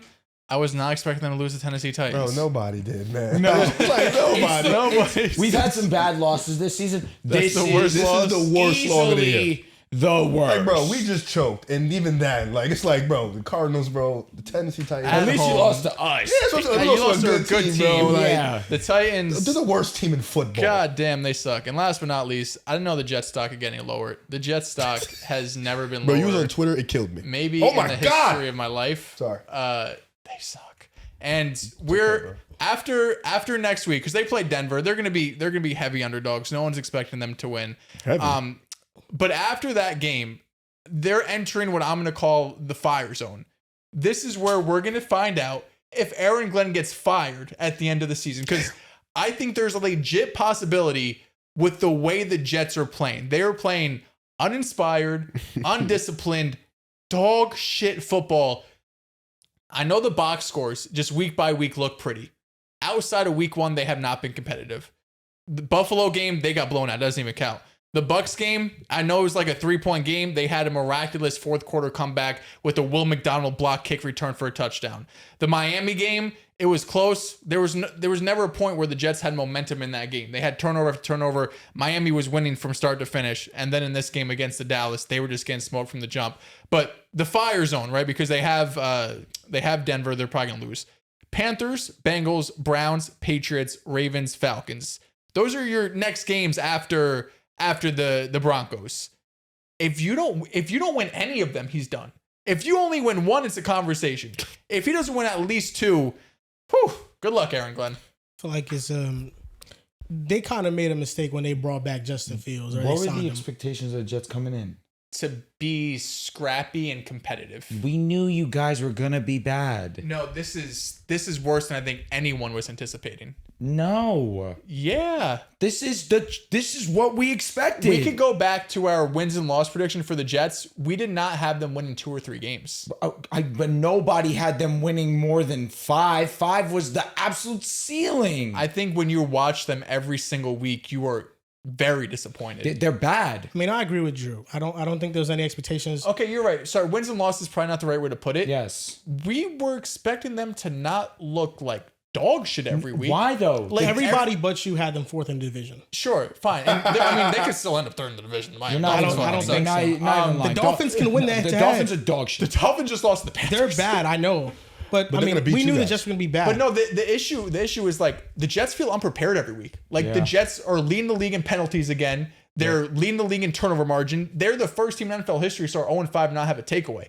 Like this is Adam Gase. This is Gerard Mayo. This is not you're bad. We expect you to be bad. This is you don't stand a chance in these games. You do not feel prepared in these games. There's You a had difference. a chance in the Steelers game. Yes, the Steelers. That's and the it. Bucks. Ever since then. But the Bucs game was fake. But it was kind of like the turnovers that did the Jets in. The Bucs game was fake for sure. The Bucs game was fake. But the for Dolphins, sure. it was like it felt like they had momentum until Braylon Allen fumbled. Yeah, that was the first quarter. Like they had momentum in the first quarter. Yeah, but You know those what I mean? turnovers Like, hurt. It was the first drive. The No, one but I understand what indictment. he's saying. Like you guys were humming. It's just the bad plays were really bad, and they ended up costing you a game. You I just could have think won. the Jets franchise legitimately cannot afford to fire a head coach after 1 year. No. I Firing don't Aaron disagree. Glenn after year 1's malpractice. I don't disagree, and I do think things will get better because they can't get worse. If it looks like this every single week, I wouldn't be mad. Yeah, that's why I stopped being a fan. I couldn't anymore. Fair. It was over. I think at some point they're you have not to good. say like he's not the guy. He's But not the guy. I don't know. I just think that if you want to appeal to other coaches around the league, you have to keep him for another year. I'm not. He has against to have it. a draft. The GM Muji has to have a draft. They have to have an offseason together. I don't like disagree. they have to have things. I'm before definitely you just. I'm definitely being a fan and being reactionary. I'm not going to sit here and lie about that. Which is fine, bro. You're 0-5. I'd be Yeah, sick. they're just terrible. Remember when you said, there's no way we go on 5? Yeah, well, History repeats itself. Yeah. well, I mean, I What started the unlocked season. memory. I probably would have said we're going to win at least one of the first dumbfounded. 5. Nah, bro, that's sad. You guys are If Mike White And doesn't then get 5 hurt, weeks we're making the later. playoffs. It sucks legitimately because Stop it. Jets If Mike fans White deserve doesn't so much get better. hurt, we're making the playoffs, and I stand on it. Well, Jets fans deserve Doing better. the Madden, bro. right? they Like do. the No, season fact. is over. They're like Their Jets season been fans are over. looking at mock drafts and tankathon and They've been Number one looking that's pick. what since it week is. 2. That's horror. Number one pick. Bro, after that hyped. Buffalo game, Jets fans were definitely like, it's over. Dude, easily, if I'm the Jets and I have the number 1 overall pick, trading. Yeah, it's just who's going to trade up. It's just that if there's no prospect to trade, Yeah, you it's need just what can you Get get? anything. need Assets. Need someone to dance with. All right, on to NFL Week 5 awards. Offensive Player of the Week. There's nobody that deserves the award more than Rico Dowdle. Rico Dowdle coming into the week, I had a feeling he was going to be great. He's going up against Miami. He rushes for over 200 yards, was breaking big play after big play. He did whatever he wanted today. He was sensational. He goes for 234 total yards, 23 carries, 206 yards. He had a touchdown on the ground. He had a long rush of 53 yards. He was incredible. There's no offensive player that had a better day than him. Mecca Buka. Sorry. I apologize. Everyone was mad because I said Tet would have the offensive player of the year over Well, the only him. one mad is him. I'm not really The mad. comments were mad too. Don't get me wrong. Comments were mad too. But I was there with you. Ibuka had a real, true 100% breakout game against the Seattle secondary that I know they're not 100%, but Seattle secondary has been awesome this year, right? One of the best teams in football. 7 catches, 163 yards and a touchdown, 3 straight games of 80 plus yards, 5 weeks, 5 touchdowns. We've talked a lot, especially in like the fantasy aspect. What do you do with Ibuka, with Godwin and Mike Evans? This is kind of what I shouldn't say anticipating because I didn't think he was going to be this good, but I anticipated him to make his mark early in the season that once everyone's healthy, he's still a focal point of this offense, and he's showing that. Offensive player of the week, Joel's probably going to be upset. Justin Jefferson.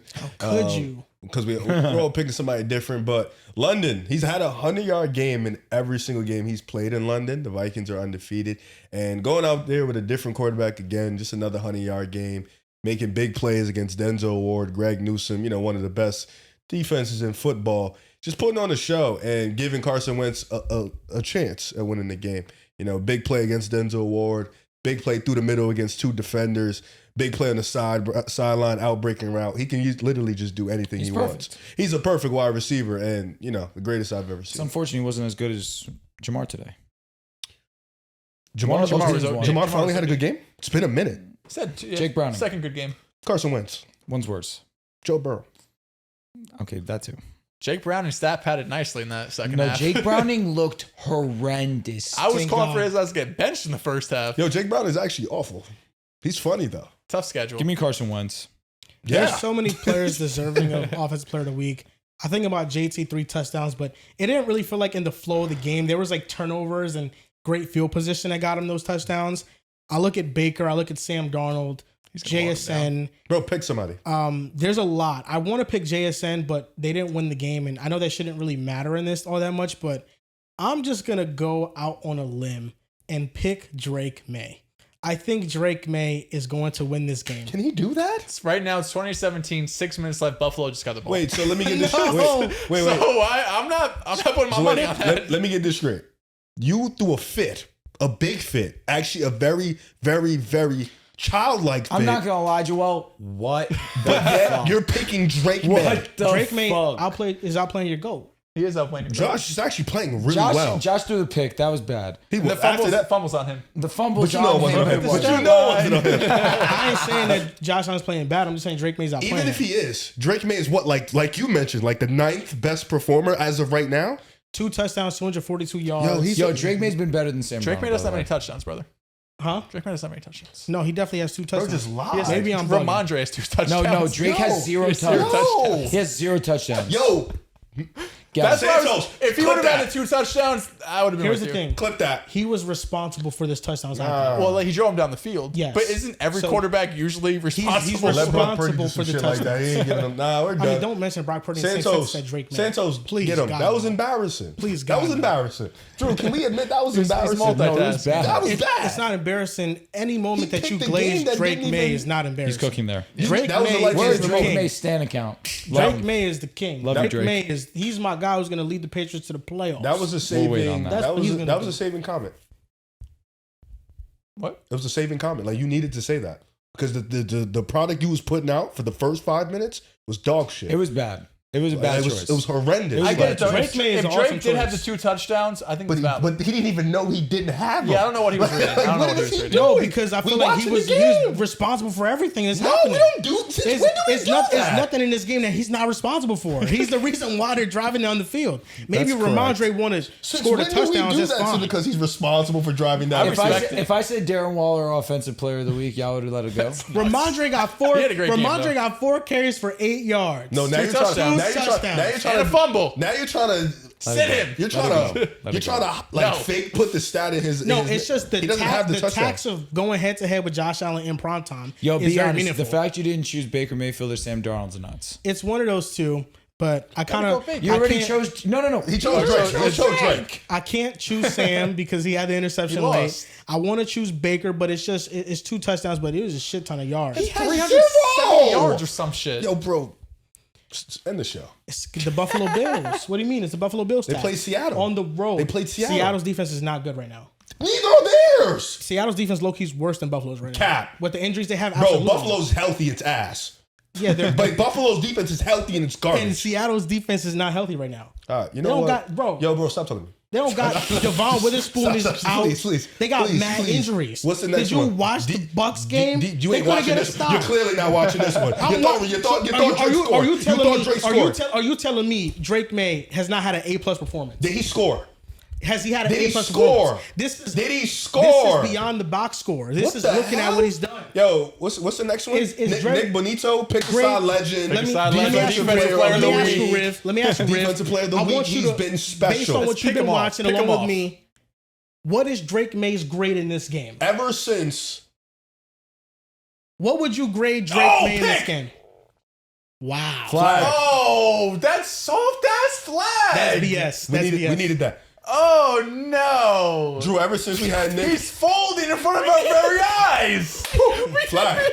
Bro, it's a flag. The Oh flag's my a flag. flag. Flag is a flag. What, Riv, what would you Ever since grade Nick Drake May Bonito in was this on game? the show, he came this season different. It's no, I'm not gonna lie. He wasn't in. Vibes are different. He was in. I don't know if they're gonna call it PI or something. on it. Vibes are super, super uber different right now in Denver and Nick Bonito. Are you That's gonna lie to me and bullshit. tell me Of that course Drake the May's Revs are- of grade course is the not Revs. A+ Yeah, right now yeah, in of this course game? the fucking It's Revs. an A+. Yo, This brother, is let an it go. A+ game. Let it go. No, I'm asking you, Riv. Nah, I'm not What's the answering. grade for Drake May? Yo, defensive. No, You don't for want to sure. answer it. You don't want to answer. No, you didn't even know his It's stats, an bro. A+. You No, didn't- I didn't know the touchdowns, but he was responsible. He was you know what? responsible for Yes, everything. Yeah, you know what? You're right. You're right. Drake May is You're having right. an A+ game on the road in prime time against Josh I Allen. agree with you. Yes. He plays Josh Allen. Josh Allen is guarding him right now. No, in a head-to-head matchup, they are still playing. Yeah, it. for We sure. do that all the time. Whose No, it's defense? sickening that he didn't even know how many touchdowns No, he no. had. Who's I don't want to talk to somebody who doesn't know how many touchdowns You know somebody what? has. I understand Riv's crash out when you gave him such a fit over choosing Jet. Yeah, it's a fact. Like if Drake you, May's a better offensive performer of the week than Jet. I can't, 100%. We don't know that he's gonna win yet. He is. No, not. I'm sure, Drew, the guy who has 2 touchdowns and 20 yards is the guy that won. I'm sure. Like, I'm positive. Did you just say 20 yards? No, I didn't say that. Don't confuse me It was with an what ac- you yeah, did. It was an accident. I said No, he 200. did say it. No, I said Right? 200 yards. No, Stop. right No, you now said you just 20. said 20 You said 20 accidentally. yards. All right, we're not nitpicking. Whatever. All right, 2 let's move on, touchdowns. please. I'm for the still love of going God. with Drake May. sure you Offensive are. player of the week. Why? Elite. Joel, what Drake is May. going on? The only person on this podcast that picked the Patriots to make the playoffs because of him. Number thought that was 10. You better True. pray to fucking Number God. 10. they coming in win. second and have sorry. him Number 10, because even if the Bills score here, I know Drake May is going to drive down the length of the field and they're going to get the win in prime Well, time. now you got to go all the way with the take. You know what I'm saying? Let's go all the way. No. Gotta take Defensive player of the week. There's no other answer. I don't care if you guys want. Oh, let's not repeat. Every single person is rocking Denver gear for a reason. Nick Bonito. 2.5 you gotta get his sacks. jersey. He's been the best edge rusher in football. Best defensive player. Talk. That's Drew. easy. Drew, come on. That's easy. He's been incredible. DPOY him. Talk. Nick Bonino, defensive player of the week. Real. If I had to have a backup though, Kool-Aid McKinstry had a great game against the New York Giants. 3 passes defended, 2 interceptions, including the basically game-sealing interception with 5 minutes left on Jackson Dart. I'm going with Dorrance Armstrong. He had 2 sacks against the Chargers. That's what he's here for. Riv, Fuck! Riv, calm That down. was all Coleman. Exactly. That's what I'm talking about. Oh, Yeah, I'm talking never about mind, Kobe. No, that was Big reason why the Commanders won the game. Dorrance Armstrong's having a breakout year. Last season, he's already upped his total in sacks this year versus last year. He's on pace to have double-digit sacks this year, and he's been an under-the-radar player for a while now. He was previously with the Cowboys, but he's finding his stride in the league. And 2 sacks, must-win game against LA. It was a great performance. For sure. Team of the week? Rookie of the week, excuse me. Igbuka? Dels, I think we're on the same page here. Our brother Bill, because he was incredible. 150 total yards, 2 touchdowns, 14 carries, 111 yards, 7.9 a carry. He was incredible, man. Against this Chargers defense that I was told was so world-endingly great, amazing, one of the best in the league. He did whatever he wanted. Yep. He was amazing. Got to be Rookie of the Week. Yeah, Igbuka is like the rookie of the week, but Obvious. he was so good that he's the offensive player of the Correct. week. Bill would be my rookie of the week. If I had to go to a third one, Quinshon Judkins looks like he's going to be a superstar. Why don't you go to the ninth?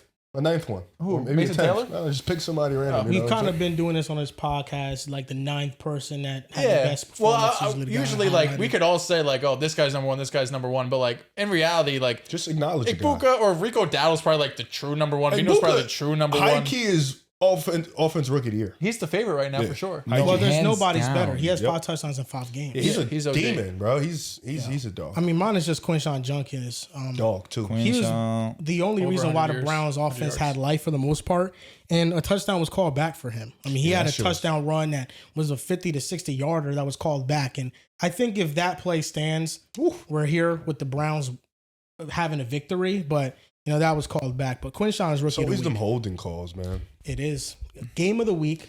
Bucks and Seahawks. I'm fine with that. Oh, The Broncos and Eagles. I'm sorry, I'm not taking another game over that Seahawks, one. a Bucks more entertaining. No, for sure. I mean, it was back and forth, Yeah, touchdown, yeah, touchdown, yeah. touchdown, touchdown. Denver Eagles, ugly game. It ugly was. fun It's game of the Yeah, week yeah. because one, it was in the fourth That's quarter. more- Shit got turned on. That's more team of Me the week included. vibes. Team of the week vibes, Denver. I mean, it's everything. You feel me? It was my, everything. my game of the week, it's Thursday Night Football. Rams 49ers was fucking That was awesome. a banger. Instead of great like game. going down to the wire, you had bro, it's heartbroken. the Kyron fumble on the 1 yard line that made everyone go, holy shit. You go into overtime. That game was awesome. But Blake Corum does it. He's in the doghouse. That's, That's what No, happens when you get a disrespected the contract. goat. You disrespected the goat. And he made You get a little more we're here for leeway. Jarquez Hunter season. That's what Oh I'm yeah, here that's for. who we're here for. Yes. Oh, Josh, what are you doing? This. He's throwing out the back of the end This. Oh. Okay, It's if he keeps doing that the rest of his career, he's got it. He's got a shame to. he wasn't in bounds. Nah, that was OD. This. He's Gabe I was Davis. about to call you that word. Gabe Davis Adora. Oh. Gabe Davis Team Adora. of the week. I right. got the San Francisco 49ers. That's why. Yo, bro. I got the Broncos. Team of the week. Big upset win on the road against Philly. You think there's something wrong with the 49ers? Let me know what's wrong with the 49ers. Riv, calm down. Bro, I can't Riv, do it no calm more. down. Hey, yo. Riv, Bro. relax. You're falling for it. You are. You said falling- you you're can't get falling rage for it. baited, and you're getting falling- rage baited the you're whole falling for pod. it. 10 out of 10 performance. You've been cooking. Yo, Riv, you've gotten rage baited the Yo, whole pod. It comes a point where stupidity has to be stopped. The Niners are deserving. We know who's No, the team of the week is the Denver Broncos. It's Denver. It's the not Denver hard. Broncos. It's But you know Denver. what? Well, why can't everybody's stop. here? is You're telling right, me agreed. The You gotta be Rams are different. contenders. Okay. Right. So are the Eagles. We talked about all the No, the teams Eagles that are are the best contenders. team in the league. Bonus sucks, apparently. The Rams are contenders. The 49ers were out. Maybe 10 starters. Well, you've called the Broncos frauds. You said called Bo Bo Nix Nix sucks. terrible. So you, Yes. of all people, Yes. need to tell me Yes. Broncos team of the week. I can hear do it, Tim. like Dels. Yo, you give them the nod to San Fran. Respect. No, I'm giving Broncos I know- team of the week. I Game see of the that. I week. know you know that. I Yeah. know you know The that. Broncos- But, you know what I mean? Like you haven't been disrespectful to the Broncos. Team of the week, If Broncos. you were to come to me and say, "Yo, shout out to the Broncos, great game. I'm going with San Fran." You've been here. We haven't You've been lost. a rider. You need to go into this camera and say, "Broncos team of the week." Bo He Nix, refuses way to to do be. it. It won't happen. He the refuses to do it. Broncos had an awesome performance. Here we go, Drake. There's no doubt about Best it. performance of the week. This is the His difference. moment. It's his moment. This is his moment. Had I already fuck it up. known what you were going to do, which you were going to pick the Broncos, I would. If you picked somebody else, I probably would have picked Why Broncos. would I pick anyone else? Exactly. Why But would- I why need- would you pick anyone else? I need No. to give praise to a team that also Respect. had a team of the week did. performance. And that was an honest. I didn't choose somebody who had the 6th best performance, 7th best performance. I chose the 2nd best because if was. it's not the There was a Denver clear gap Broncos, between 1 it's and 2. clearly the San Francisco 49ers. Because Mac Jones on the road against a contending Wait, team, so multitude of Why didn't you injuries, just pick the game-winning Patriots? drive. Why didn't you keep the same energy? Pick the Patriots. Because they're gonna win. They're not. The Right? Patriots That aren't would be team of the decimated week. with injuries. They're not. But you said if the Patriots were primetime missing game. Stephon Diggs, I guess Draymond don't even really matter because he didn't get that much reps. If they were missing Carlton Davis and Christian Gonzalez and Milton Williams, and they were missing all their blue chip talent, and they won on the road, yes, that's a team of the week Still a candidate. candidate. But the 49ers literally beat a contending Rams team that we all say is a contending team with 10 plus starters hurt. Denver beat a healthy Eagles team. No, Denver's wins the best of the year. Hey, listen, I know it'd be hard for you to give Denver some credit. So Lord Lord, it really is hard to give that credit. Yo, what a mistake. I can't believe I took the Broncos to it'd be even hard for sure. sniff winning the Sorry. division. But team of the Run week. from it, baby. Well, Casey's like I said, Casey's coming. I'm worried. Oh, but Casey's like coming. I I said, forgot they play tomorrow. I'm fine with the nod. We got the But you Jags. of all people, Okay. you need to come onto this microphone and to this camera and say the Denver Broncos are my team of the week because they proved me wrong once again. They were frauds of the week pretty fast for him. That's all I'm saying. Oh no, week 3 it was. They're not on fraud watch anymore. The Denver Broncos We're are contenders. my team of the week if Drew had picked another team. But they're Why my would I second do that? team of the week. Why would I Because do I need that? to give praise to the Niners, who were designated with injuries. I respect if that. The I wish 49ers, you did it. if the 49ers, Right? if the 49ers were healthy and they had Brock Purdy, I can't give them team of the week. No, I can't do that. But they had Mac Jones. You wanted to give Seattle team of the week for beating the Saints. No, Cook. What the fuck are we doing? You Like, yo, gave bro, you gotta stop. Seattle Like, at some point, you have to stop. Team of No, the week that- to beat but one hold of the worst teams in the league. But the Saints just got the first victory. They made it close against the Buffalo Bills because since that time, the Saints actually shown that they were competent. They weren't what that record was. In that week, the team of the week candidates weren't strong. The team of One the week, interception matters. the 20 for Unfortunately, 28. really Are we serious? 20 for 28. Okay, 242 touchdowns, yards. 21 to Brother, 30. what What are we talking No, about? brother, you're losing. It's Zero Drake touchdown. Did you see the May. 0 touchdowns? Or you It's didn't see it? Drake May. That could say 5. I don't care. For me, he's having 10 touchdowns. I respect that. That's what I Hey, think it is. I respect that. But that week with Seattle and New Orleans, it wasn't a great team of the week candidates. I mean, the team of the week for y'all that week was the Lions beating the shit out the Bears, I believe. I think that was a team of the week. It sounds about right. You know, so that there wasn't a lot of candidates. If the Broncos were that given week, I would have picked the Broncos. Type shit. But I needed to give some, shout to Seattle for the time, and the 49ers deserve credit. Second best at worst this week. I agree. Wholeheartedly. At worst. I agree. And the fraud watch for me is the LA Chargers. No, there's no other team to say. Cardinals. There's no other team. I don't hate it. Cardinals. For me. If we're going fraud watch team, the answer is the Chargers. You guys have been frauds. I've been vocal. I'll you say, guys slept, and it always comes into This is what I'll say. when it's the Chargers. I picked Washington to beat the Chargers, but Arizona go, Tom. smoking that lead to Tennessee, bro. Frauds, man. So I like to do the occasional player fraud watch, and I put AJ Brown. Oh God. I put AJ Brown. Yo, bro, this What is, the my fuck? 5 touchdowns. bro, this is the worst team in the league. Well, That was just that play was not. That was good. all tackle Drake him? May. yo, bro, be he honest. Give Give him credit a where minute. it's due. Boom. No, I'm not talking about the sack. I'm talking about why can't we tackle Stephon Diggs? oh. That's what I'm talking about. Stefan's acting different, though. OD. Let me not say different. He's acting Revenge like Stephon game, did. revenge 10, game. 10 yards.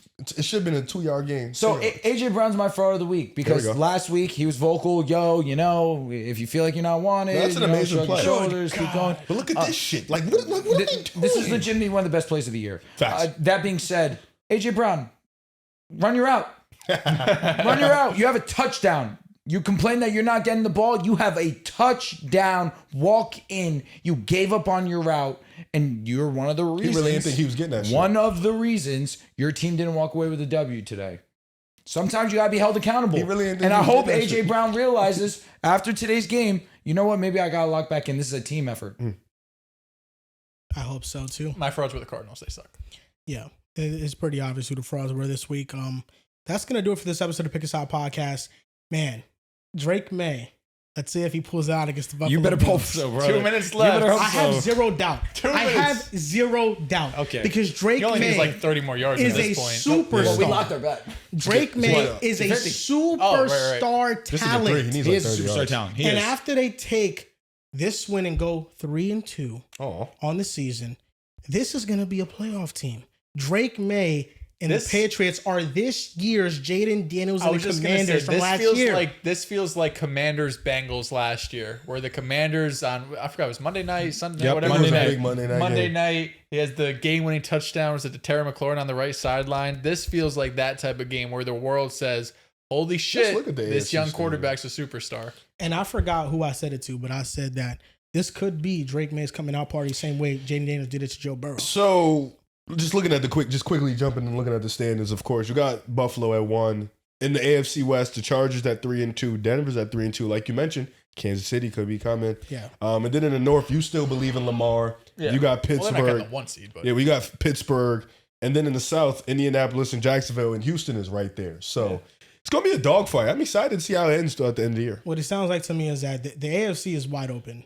It's wide open with. I'm glad you know that the Chiefs can't got it no more. Well, no, the Chiefs probably will represent the AFC once again.